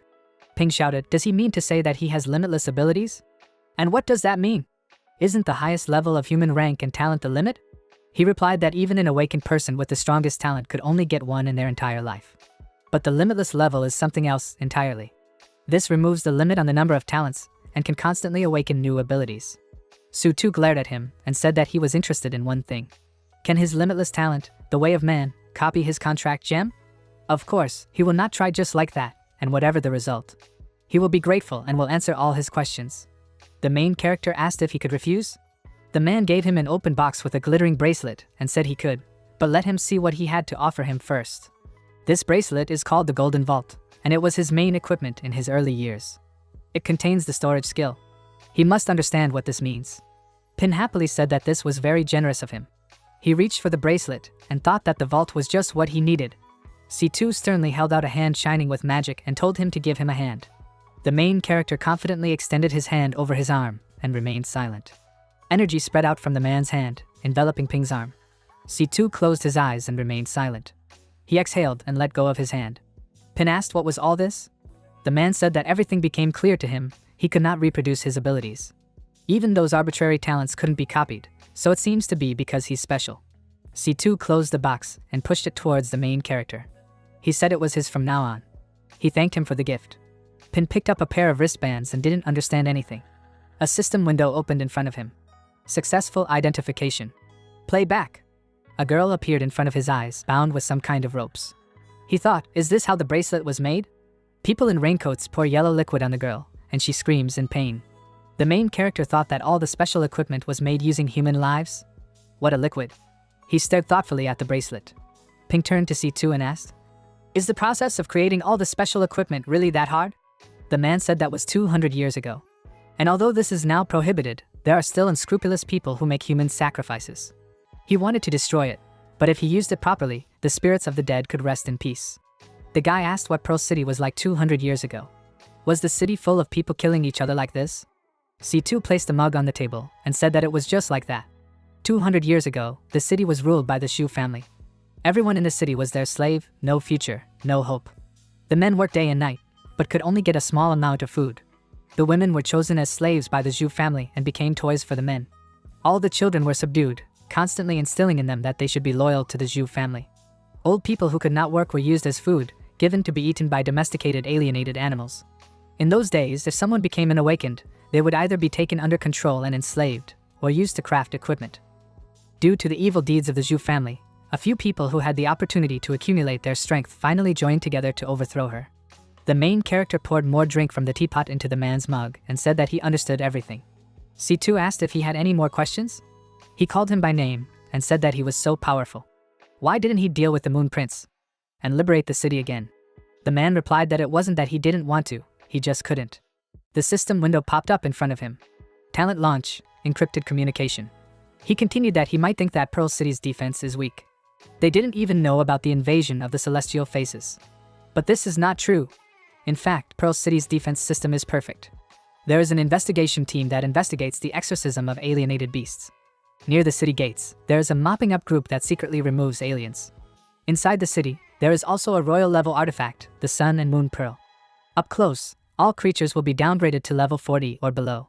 In other words, even if they were invaded by the aloofness royal beast, it would be demoted to the highest level. And he is undoubtedly the strongest fighter of the highest level. C2 stood up majestically from the table and said, what now? The main character also abruptly stood up and asked him what he meant. Is there a rat in town?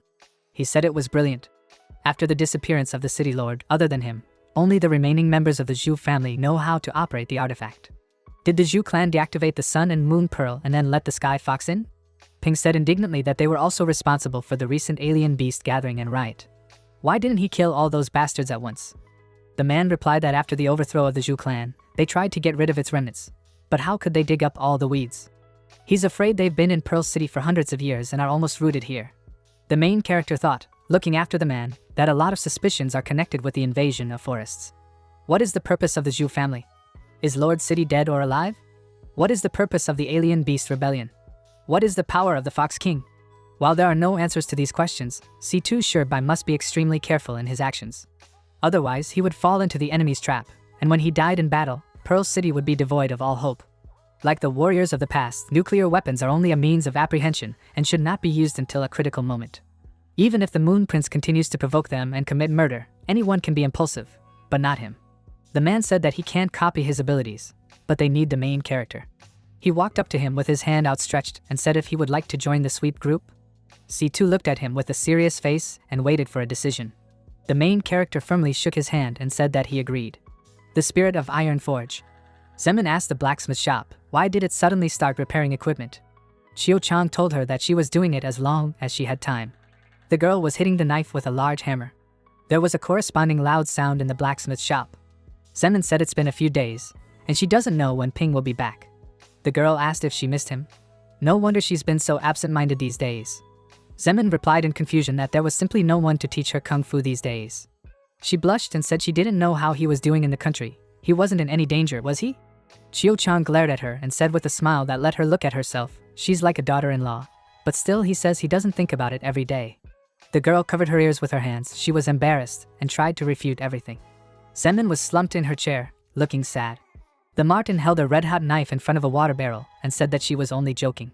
The girl stuck the knife in the water to cool it and said that in fact, villages outside the city and areas that teem with dangerous alien animals are already marked.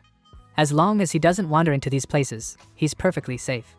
Zemin asked, are there any villages outside Pearl City? Chiyo Chang wiped the sweat off her face and agreed with her. She said that they were often closed, backward, and unwelcoming. The locals even worship the alienated beasts as gods. If she comes across a village like this, she'd better avoid it. Otherwise, she may become a slave or a victim, if, of course, they catch their eye. Zemin asked, they are all reasonable people, so they can agree, can't they? Chiyo Chang approached her and viciously told her that they weren't even human. The most dangerous thing in the wild is not alienated animals, but these savages. Zemin was startled by her story. The girl went on to say mysteriously that some of them like to wear scary masks and appear silently behind them. Behind Chiyo Chang's back, a dark blue energy began to appear. It became like a body and a scary face that was approaching the girls. Zemin screamed in fear that what she described was similar to him. She pointed behind her. Chiyo Chang slowly turned around and said that it was very similar. A face of dark blue energy formed a hand and tried to grab the girls. The creature bided its time and stared at them frighteningly.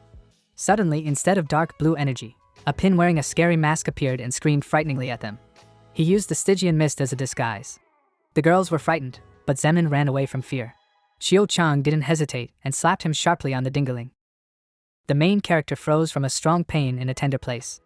After a while, Pin was wearing a mask in front of the girls and thought that he needed to pretend that nothing had happened, that everything was fine. He was sweating profusely and said she was too awful. Did she know? Chiyo Chang moved away from him and covered her friend with her back. She shouted, who is he?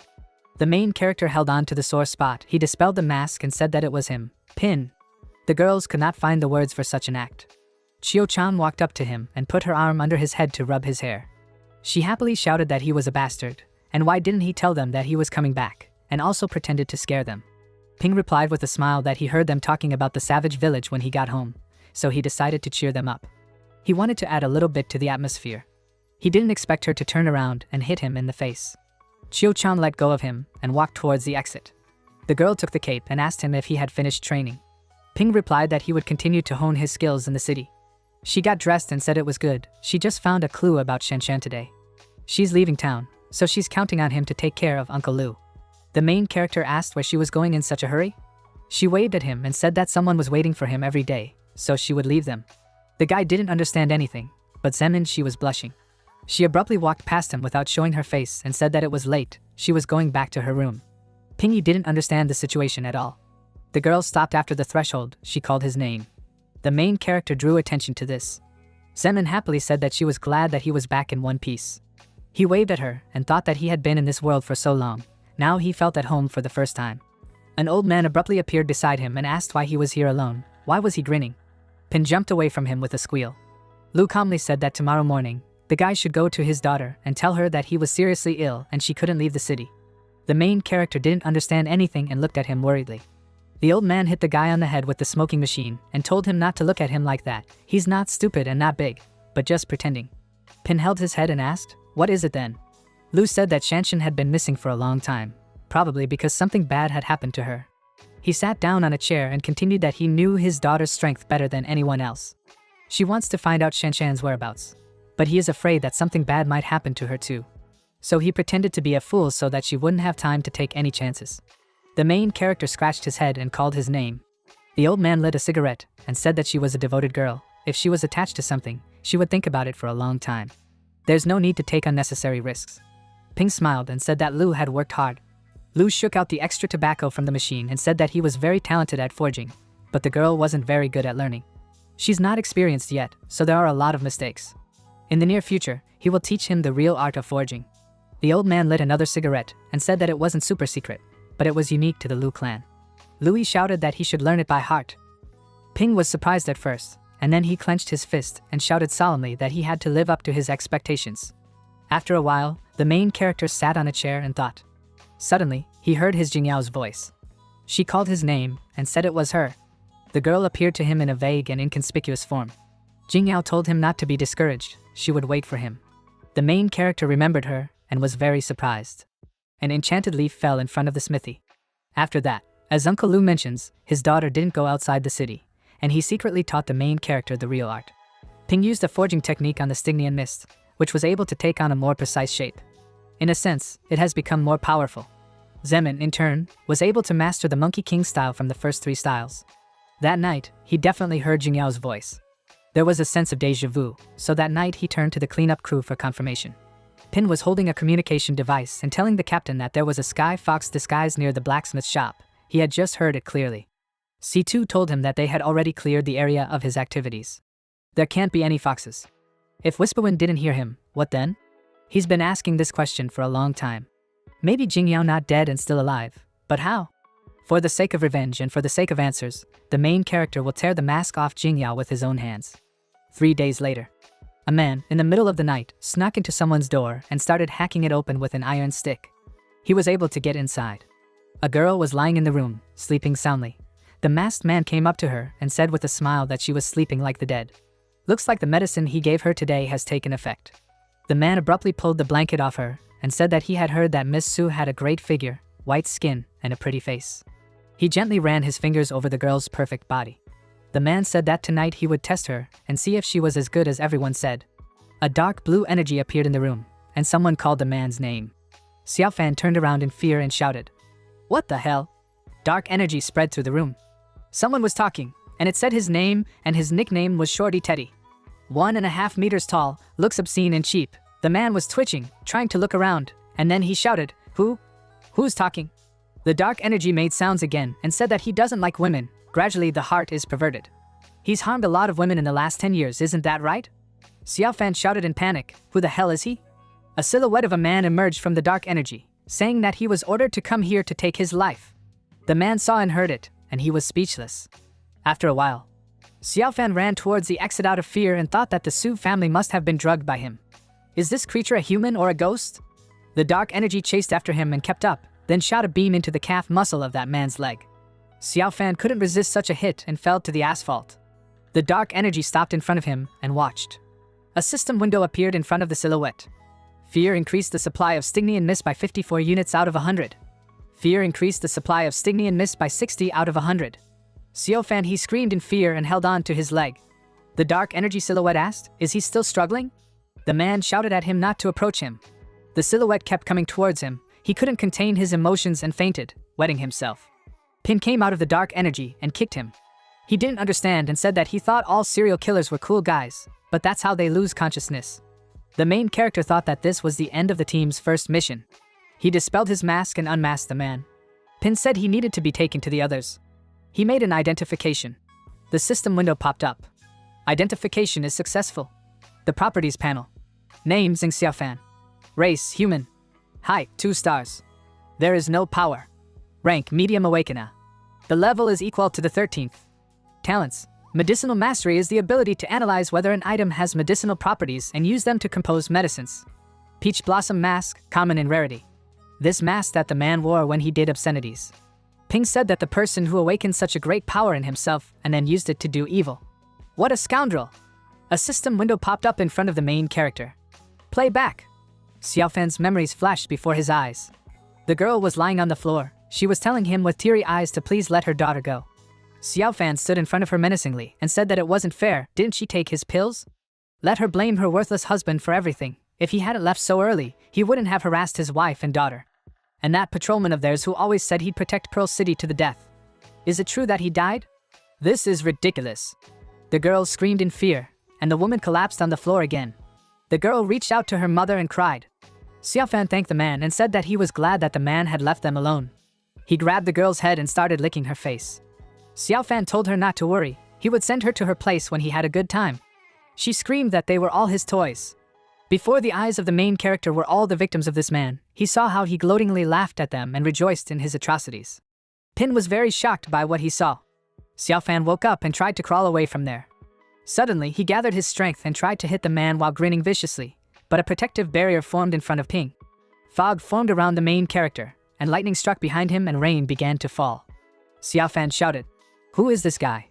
He'd ruined his day." Ping shouted that it was enough to knock out a large aloof beast. Let him sleep well and soundly. He violently broke the mask in his hand and shouted that he deserved to die.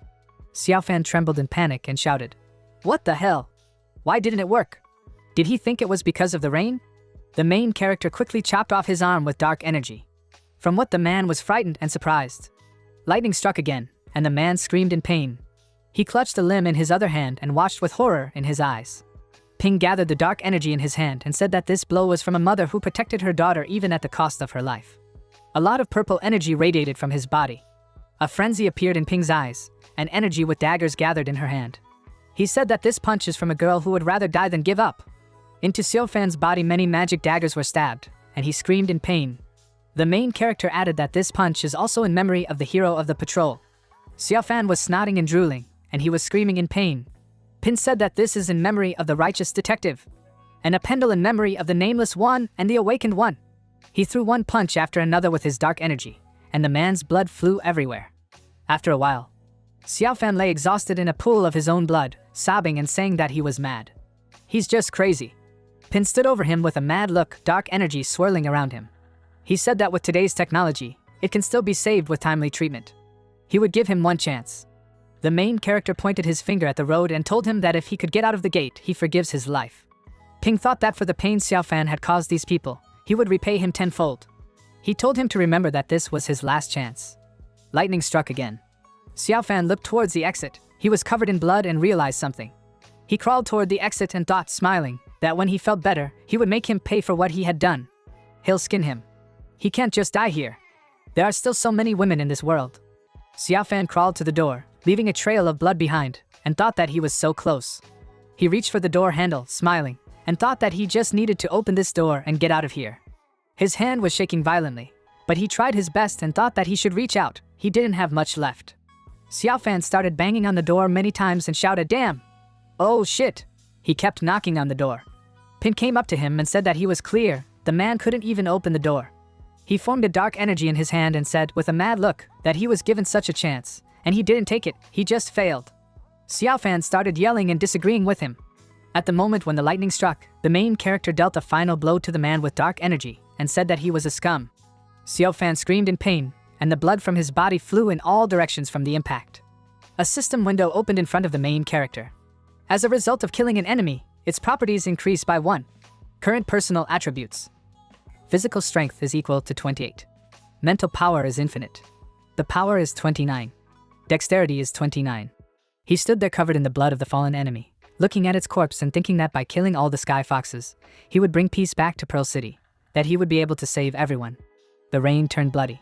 Ping looked up at the sky and wondered if such people deserved to be saved. He needs to forget. The bastards deserve to die, so there's no need to suffer. Suddenly he heard a voice and listened intently. Did someone say that he was sure that he was in Ha Academy? Today is a special day. He needs to seize the chance and take it away. Ping turned around, looked around, and asked, "Is this another Xiaofan?" He took out a phone to communicate with the captain and said that the sweep work was finished. Furthermore, he could hear through the whisper of the wind that the nearby Ha Academy something's happened. It seems that they intend to take something away by force.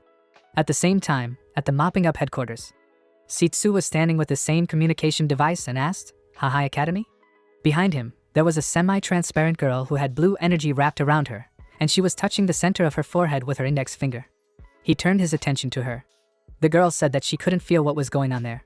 Someone has set up a barrier that even she can't detect anything through, so it looks like this is something new. C2 addressed the guy by name and told him to go there first and report the situation on the spot.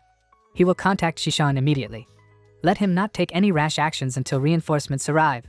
The main character rushed to that place, accepting the order of his captain. After a while, a red barrier loomed over Hahai Academy. Even lightning couldn't break through its defenses. Inside the building, 3 people were walking around in raincoats, holding flashlights in their hands. The blonde guy screamed, "Damn it! It's already been 15 minutes! Where the hell is Chinshuling hiding those girls?" The guy with colored hair noticed something and addressed him as the boss and said that someone had penetrated the barrier. The guy with the big lips got scared and asked, "Did they find them?" The blonde guy shouted that this was bullshit. With a dragon stone and a lamp, no one will be able to detect them. He thought that even if the guy who went over the barrier warned Jing, they would be in trouble. Even if they held their breath, they wouldn't be able to take the girl away in front of him. The guy shouted to his team to hurry up, time is running out. They must find the damsel, no matter what. The team took the order and went after him. At the same time, lightning was striking outside the academy, and Pin was standing and looking at the building. He saw a pillar that was wrapped around a fearsome dragon. He thought, what is it? He made an identification. A system window appeared in front of him. Identification is successful. Dragonstone East. The quality is epic. 4 of these stones can be marked in the same place to form a dragon battle barrier that can block and destroy most borders. Pin thought it was epic. Another system window appeared. Play back. Thousands of people were being boiled in a huge cauldron, their blood serving as the fuel and foundation for this dragon stone. He was very surprised and thought that the dragon stone was also made from human sacrifices. But such artifacts have long been banned in the general public. They don't look like the big 3 either. Could they be the remnants of the Zhu family? The Zhu family, the ones who started it all. For what purpose does this family bring the Sky Fox and gather the alienated beasts outside the city? The main character approached the entrance and thought that perhaps now they could find a clue in their actions. He heard some sounds coming from a nearby window and thought he needed to hide. The system window popped up in front of him. The Night Walker ability is activated. The main character managed to sneak inside the building, while a trio in raincoats with red patterns got out of it. The blonde-haired guy looked around and thought that there was no one in sight. The guy with the colored hair had a body on his arms. The blonde man said he thought it would be alright. They need to put out their lights. Let him take care of its strength for a rainy day. He would remove the dragon stones so that he wouldn't leave any traces. The team was heading for the exit to escape. The main character watched them through the window. He held in his hands a means to communicate with the captain. The pin has been identified. He said in a whisper that he identified the enemy as a member of the Zhu family, that level 20 guy with the scorpion skill. Level 20 with the probing skill, level 17 medium, and level 15 hypnotist. C2 accepted the information. A system window appeared in front of him. Identification is successful. Nightingale lamp masks your breath, smell, and information. The current energy is 16 out of 100. Ping thought that it was no wonder they didn't notice this company, so this is what they used to hide their scent. But it looks like we're running out of energy. This girl with pink hair, is this their target? The properties panel. Name, Chin Junting. Race, human. Power, Hahai Academy. Growth is equal to 12 stars. Rank, mid-level awakener. The level is 13. Talent, the mother's blood. The blood in her body can strengthen her attachment to living things and turn all alienated beasts into fanatical followers. As you level up, this ability can be turned into a passive skill with a wider range of uses. Note, those who drink holy blood will not be able to use their abilities and will be doomed. The main character thought that she had such an exorbitant height, and her ability is like an enhanced version of the contract gem. Ping furrowed his brows and thought, is the Zhu family really going to control someone with her? Whatever the case, this girl is innocent. They can't let the Zhu family win. All 3 of them disappeared near the academy building. Pin ran out into the street and shouted, "Did you run away?" A system window popped up in front of Neve. Identification aborted. He told the comm unit that Manny needed to find out where they'd gone. At the same time, at the mopping up base, Manny put 2 fingers to her forehead, and blue energy began to spin around her. The girl said she caught them. They're heading out of town. At this rate, Sissy won't be able to catch up with them. Pin said he could detain them. C2 asked him to wait, and told him not to be impulsive. Let him protect himself first. The protagonist belligerently said that the Zhu family would be held responsible for all of this. They can't let them escape. Although he can't defeat them, he can still hold them off with the Stygian mist and buy Sisa time. The 3-man team was running very fast in the forest. The blonde guy noticed some noise in the bushes and looked closer. Suddenly, a dark energy wolf jumped out of the bushes, and they screamed in surprise. The blonde-haired guy shouted that it was a mist-altered beast. What was he doing in town? Pin, wearing a Stygian fog mask, was posing as a wolf, he thought. Thanks to the iron spirit forge of Stygian, the fog is well camouflaged. But still, one should be careful not to be recognized by that level 20 appraiser. The blonde guy put 2 fingers closer to his face. He activated the assessment skill and thought that this wolf looked strong. What level is it? The wolf growled at them and the guy's assessment was interrupted. He thought, what the hell? He interrupted her. Dark energy oozed out and appeared behind the blonde-haired guy in the form of a wolf. The wolf prepared to attack, but the guy noticed in time and turned around. He shouted at Huang San to hypnotize him. The wolf pushed him off his feet. San shouted to the wolf to get its attention. He spread his arms and began to hypnotize. San shouted for the wolf to stop. Pink energy gathered around him. The wolf almost obeyed him, but then it was completely controlled by the hypnotist. San said it was good, it worked. Pink furrowed his brows and thought that his mental power was infinite, so he wasn't susceptible to any mind control. He can use this to his advantage.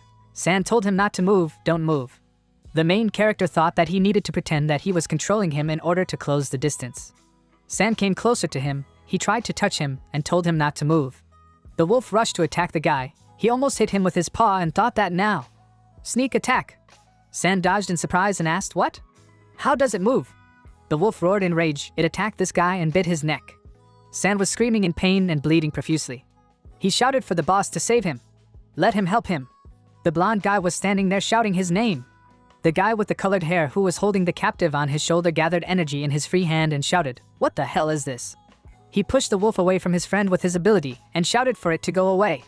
A system window appeared in front of him. Level up to 9th, all properties increased by 1 point.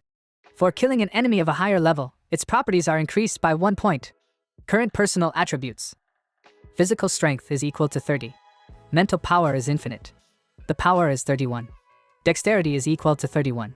The level of the contract gem has been upgraded to 6th. Pin thought that was great. All he had to do was hold them off. The guy with colored hair gathered energy in his hand and said that it activates psychokinesis, hypergravity. At this moment, inside the Stygian wolf mist, the protagonist was struggling with gravity. He didn't understand why he couldn't resist this power. The dark energy wolf was pinned to the ground. Pin thought that this couldn't be happening. He can't move. The blonde-haired guy stood over him imperiously and said that his name was Ping. He was a rank 9 junior motivator. He joined the Iron Spirit Forge and the Sweep Squad. Abilities unknown. Identification is successful. The main character is shocked. The blonde-haired guy viciously said that he was a human, and only a level 9 novice at that. How dare he pretend to be a good guy? Since he's C2's man. Pin was sinking deeper into the ground and thought that the captain had used this super gravity trick on him last time. The blonde guy said that then he definitely couldn't let him live. The main character thought that he needed to stay calm. There must be some way out. A storm broke out on the street. Lightning was very frequent, clouds thickened, and the rain turned into a downpour. Pin thought that even though the appraiser wasn't at full strength, it was clear that his weapon wasn't that simple. It was epic again. The blonde-haired guy drew his bow and shot an energy yellow arrow at the protagonist, but he was able to dodge. He thought that it looked like the strength of the Zhu family mainly depended on equipment. Fortunately, the suppression of his body doesn't affect the Stygian mist. Pin used 10 units of mist. Several jets of dark energy flew at them and hit them. The main character thought, what? Why didn't he use his mind to fend off his attack? The guy shot his lightning arrow at the wolf. This time the arrow hit. Pin tried to take the blow with all his strength and gritted his teeth in pain. The blonde guy aimed another arrow at him and asked, apparently his skills consume a lot of energy, isn't that right? He shouted that they would see how long he lasted. The main character dispelled the illusion of the wolf and thought that maybe it's not that he doesn't want to, but that he just can't. The guy was surprised and asked, has he already given up?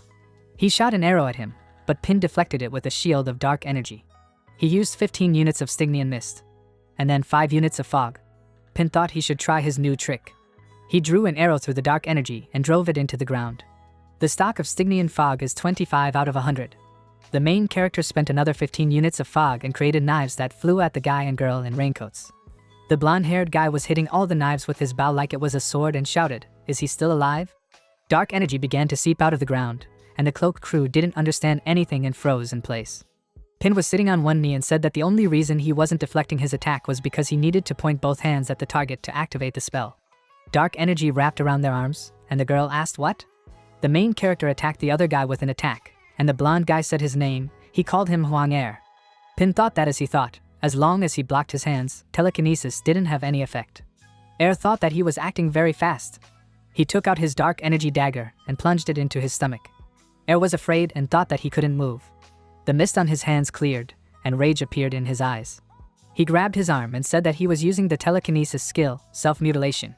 Did Pin think the fog had lifted? Air held onto his hand. He pulled out the dagger from his body and said that he almost got away with it. Fortunately, he was able to force his right arm out. The blonde man smiled and asked, "And he's running out of energy, isn't he?" Air confidently said that, as they say, an eye for an eye, a hand for a hand. This attack can't even. But suddenly his words were interrupted by the protagonist's skill, Flame Devourer, Flame Entanglement. In a large area near them, flames broke out and burned. Air was surprised by this. He pushed him sharply and far away and shouted that he was a bastard. Ping managed to stay on his feet, but when he stopped, a lightning bolt was flying at him. He thought that things were bad for him. The arrow hit him squarely in the chest, causing him to make a sound of pain and drop to his haunches. Air said he had a lot of tricks, of course. The main character thought that he didn't know that their clothes were fireproof. Air pointed his hand at him with gathered energy, and the blonde-haired guy aimed an arrow at him. The guy shouted that that was it. Pin said it was high time. The blonde-haired guy laughed and said don't let him say it's high time for him to die. The main character looked at them seriously and rejected their words. Water appeared behind him, rushing toward his rivals. He said it was time for him to stop them. A jet of water shot through Air's body before he could say a word. Another jet flew past the blonde-haired guy. He said in a frightened voice that this little stream wouldn't save him anyway. He shot his arrow at the main character, and it hit his left shoulder. Pin thought he needed to move right. Air collapsed to the ground. Cece appeared behind the blonde guy with her ice sword. He turned around and shouted, "Reinforcements?" He thought that this woman was taking Air out in one hit.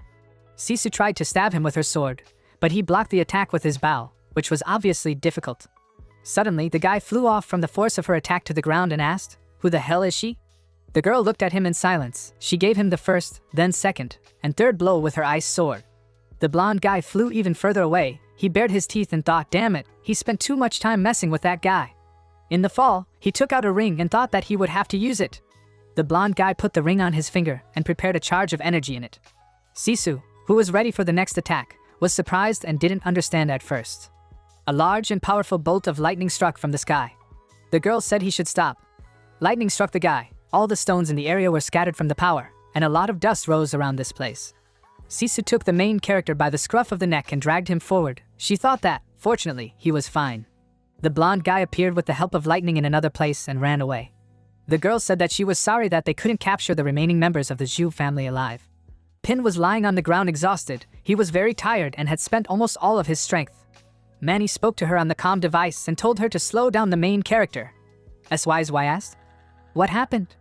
Manny said that the enlightened canopy was destroyed. The girl was very surprised by the new information and could not believe it. At other times, she was standing on the roof of a building holding an umbrella because it was raining outside. A statuesque man approached her, and he turned to his mistress and asked why she had summoned him. She asked, "How is the gathering of alienated beasts outside the city going?" The man bowed to her and said that the preparations were already complete. A strong lightning bolt struck near the city and they were a little surprised by it. She asked mysteriously, "What was that noise?" She thought it might have been 10,000 thunders. Is Zijuan in trouble? And he let that fox see it. The man panicked and asked what could be thunder. It must be just thunder. The girl turned to him, the fox in her eyes awakening. She asked him if he had seen anything unusual. The man seriously said that he didn't see anything unusual. She turned to him and majestically asked, "Then why is he so nervous?" The fox-like personality in the girl began to break out.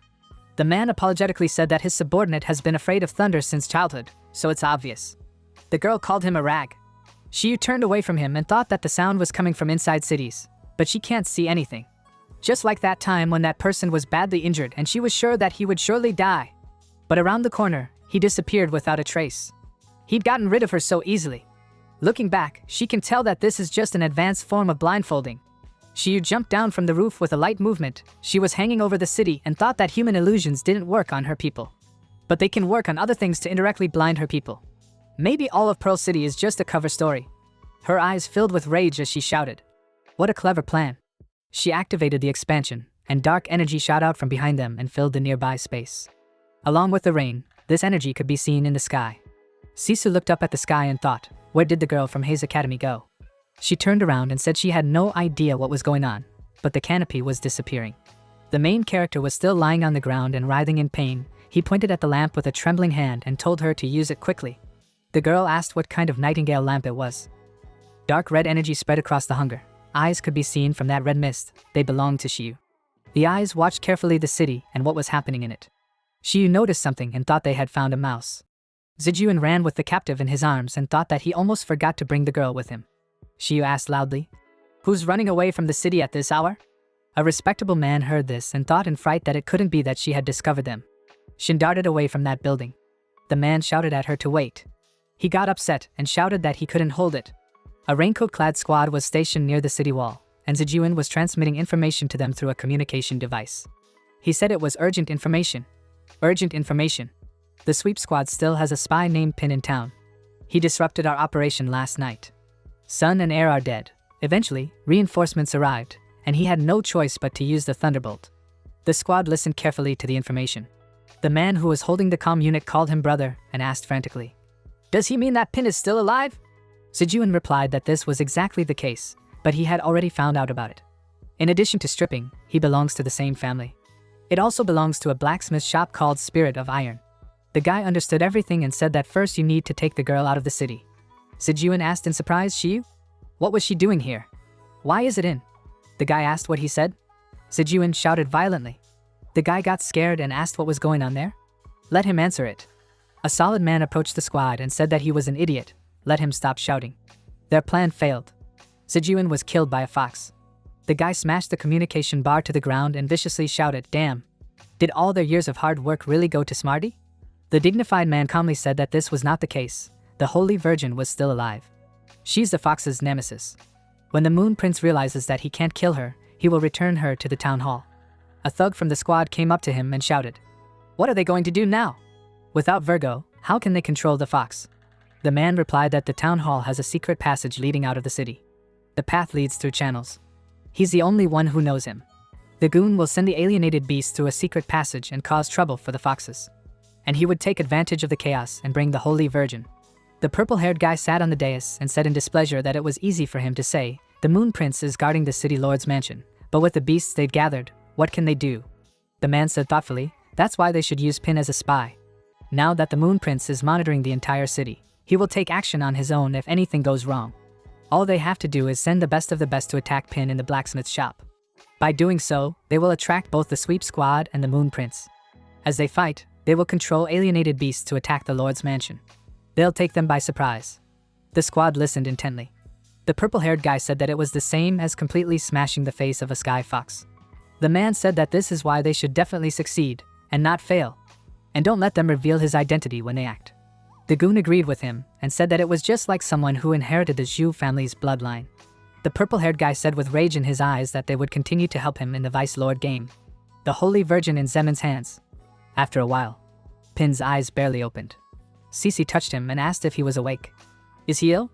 The main character got up from the couch on which he was lying. He looked around and asked where he was. The girl stood and carefully said that this was the base of the sweep group. They had to bring him here immediately.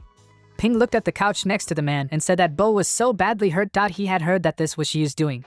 Captain Bo was bandaged up and unconscious. Cece said that she did everything herself, so it seems that she is already aware of their presence.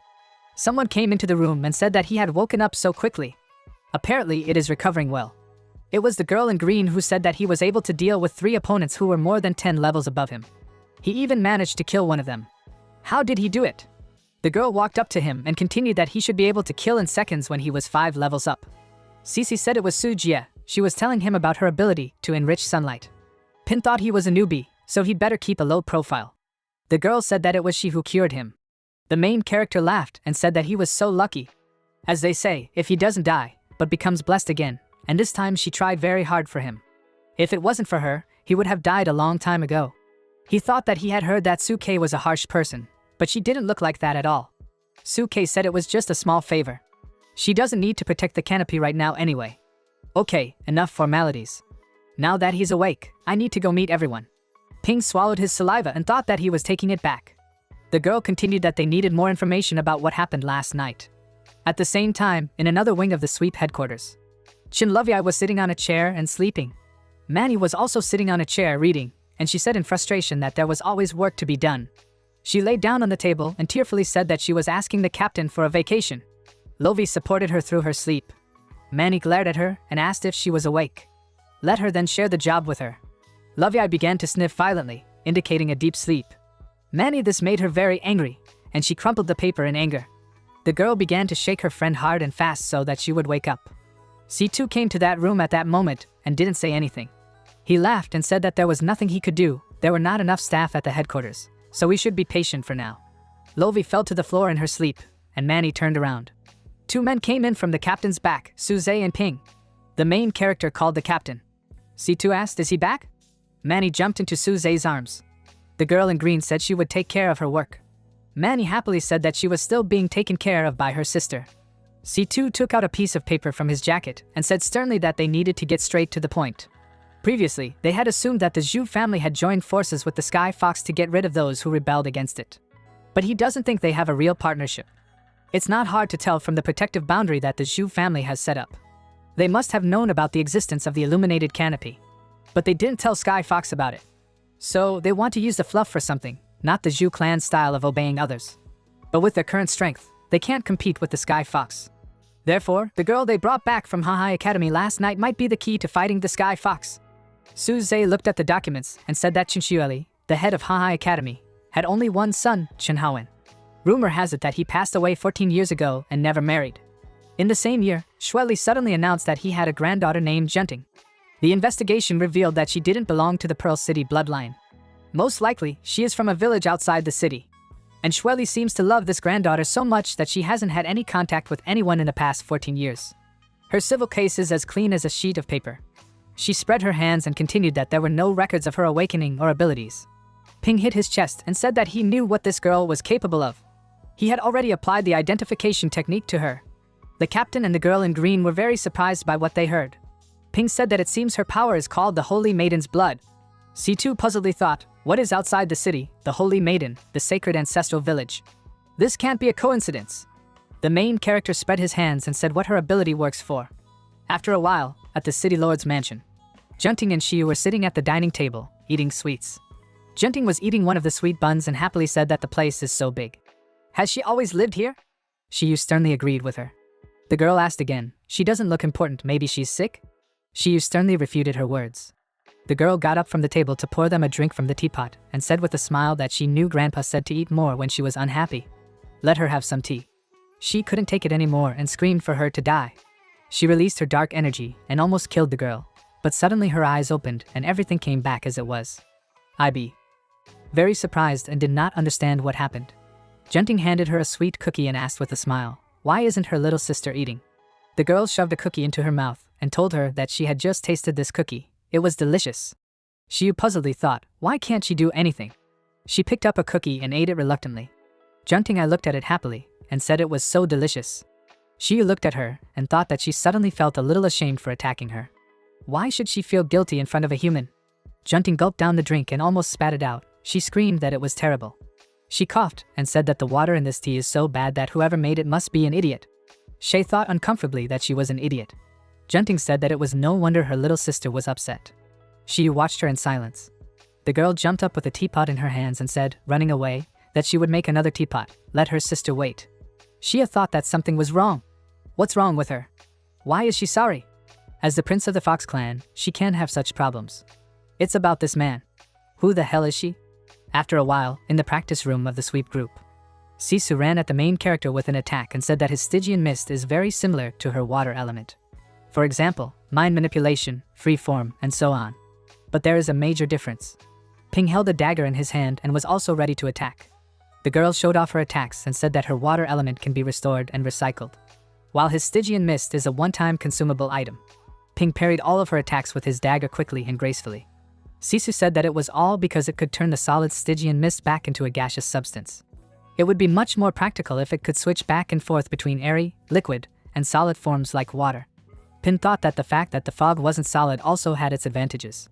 For example, he doesn't have to store it in a pumpkin to carry it around. Cece attacked him and shouted for him to focus. The main character didn't expect such a fast attack. The girl was able to push him to the other side of the room. Pin stopped his fall with 5 units of his fog.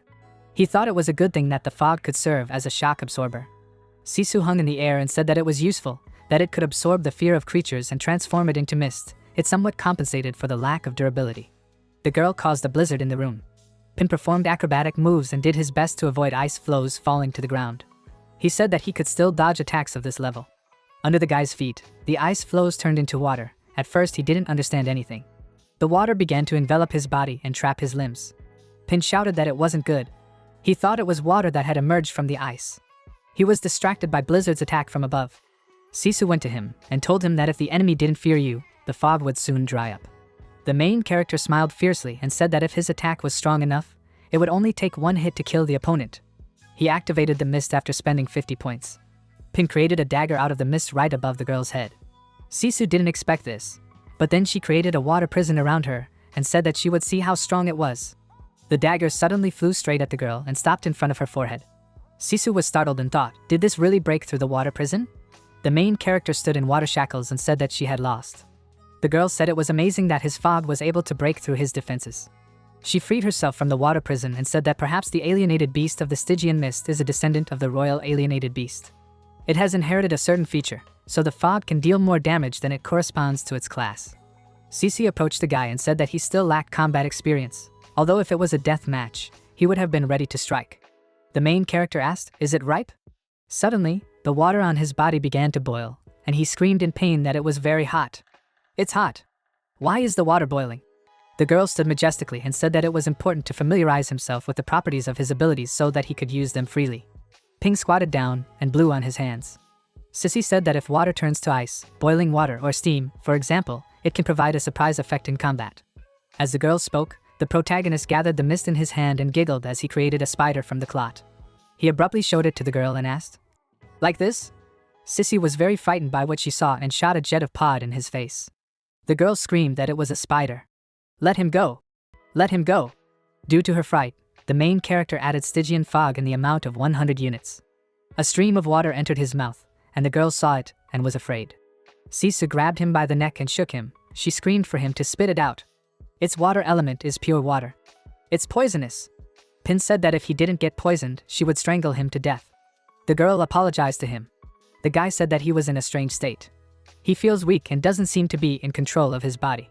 Suddenly, his entire body became water and his clothes slipped off. They were very surprised by this. The main character looked at his hand from the water and shouted, "His hand?" Sissy was very frightened by what she saw. He looked down at his hand and wondered if this meant that a new ability had been awakened in him. The pin used identification. The system window opened in front of him. Successful identification. The properties panel. Animal pin. Host pin. Race human. Camp, sweep team, spirit of Iron Forge. Growth is equal to 6 stars. Rank is equal to 9th. Level, beginner awakened. Physical strength is equal to 30. Mental strength is equal to 31. Dexterity is equal to 31. Talent, 6th level contract gem, triggers a 6th level bonus effect. Absolute command. Absolute obedience. Identification technique advanced level. Night walk. A night walker in the Stygian mist. Fire eater advanced level. Stygian mist body entry level. Whisper of the wind beginner level. Alienated devourer. After consuming a special item, it has a 10% chance of gaining the corresponding special physique. Pure water body beginner level. The body can be transformed into a pure water form to resist all kinds of physical attacks. Ping thought that this time, the effect of the level 6 gemstone had awakened 2 talents. The body is pure water. It is easy to understand. But what exactly is the aloof eater ability? The main character's entire body was made up of water. Sisu asked worriedly, "What's wrong with him? It didn't get poisoned or melt, did it?" Pin looked around and said that everything was fine with him. He could change his shape. He needs time to get used to it. The main character took a deep breath and thought that since the body of the Stygian mist is similar to that of pure water, the principle of change should be the same as with the mist. He just needs to feel his body thoroughly. Pin made his body turn into a puddle and said it was ready. Then, he made his body turn into a simple figure with arms and legs and said that it was ready. The main character made his body turn into an almost melted monster and said that it was ready. After a while, he returned to his original human body and told the girl to take a look. He was back. Sissy saw the guy's naked body and was embarrassed. She turned away and said he'd better get dressed first. The guy saw it and got scared. The girl asked, "What the hell just happened to him?" Pin said that it seems that he accidentally drank the water that she created and awakened the body of pure water. He began to pull on his clothes so as not to embarrass anyone. Sissy was surprised and asked, "What is this body, a body of pure water?" She thought that Ping's growth rate was too high, especially in his pure water form. Like a water elementalist's dream. And he woke up so easily? It's all an endless level. She whirled to face him and saw that he wasn't dressed yet. They both turned away in embarrassment. Pin asked if she was okay.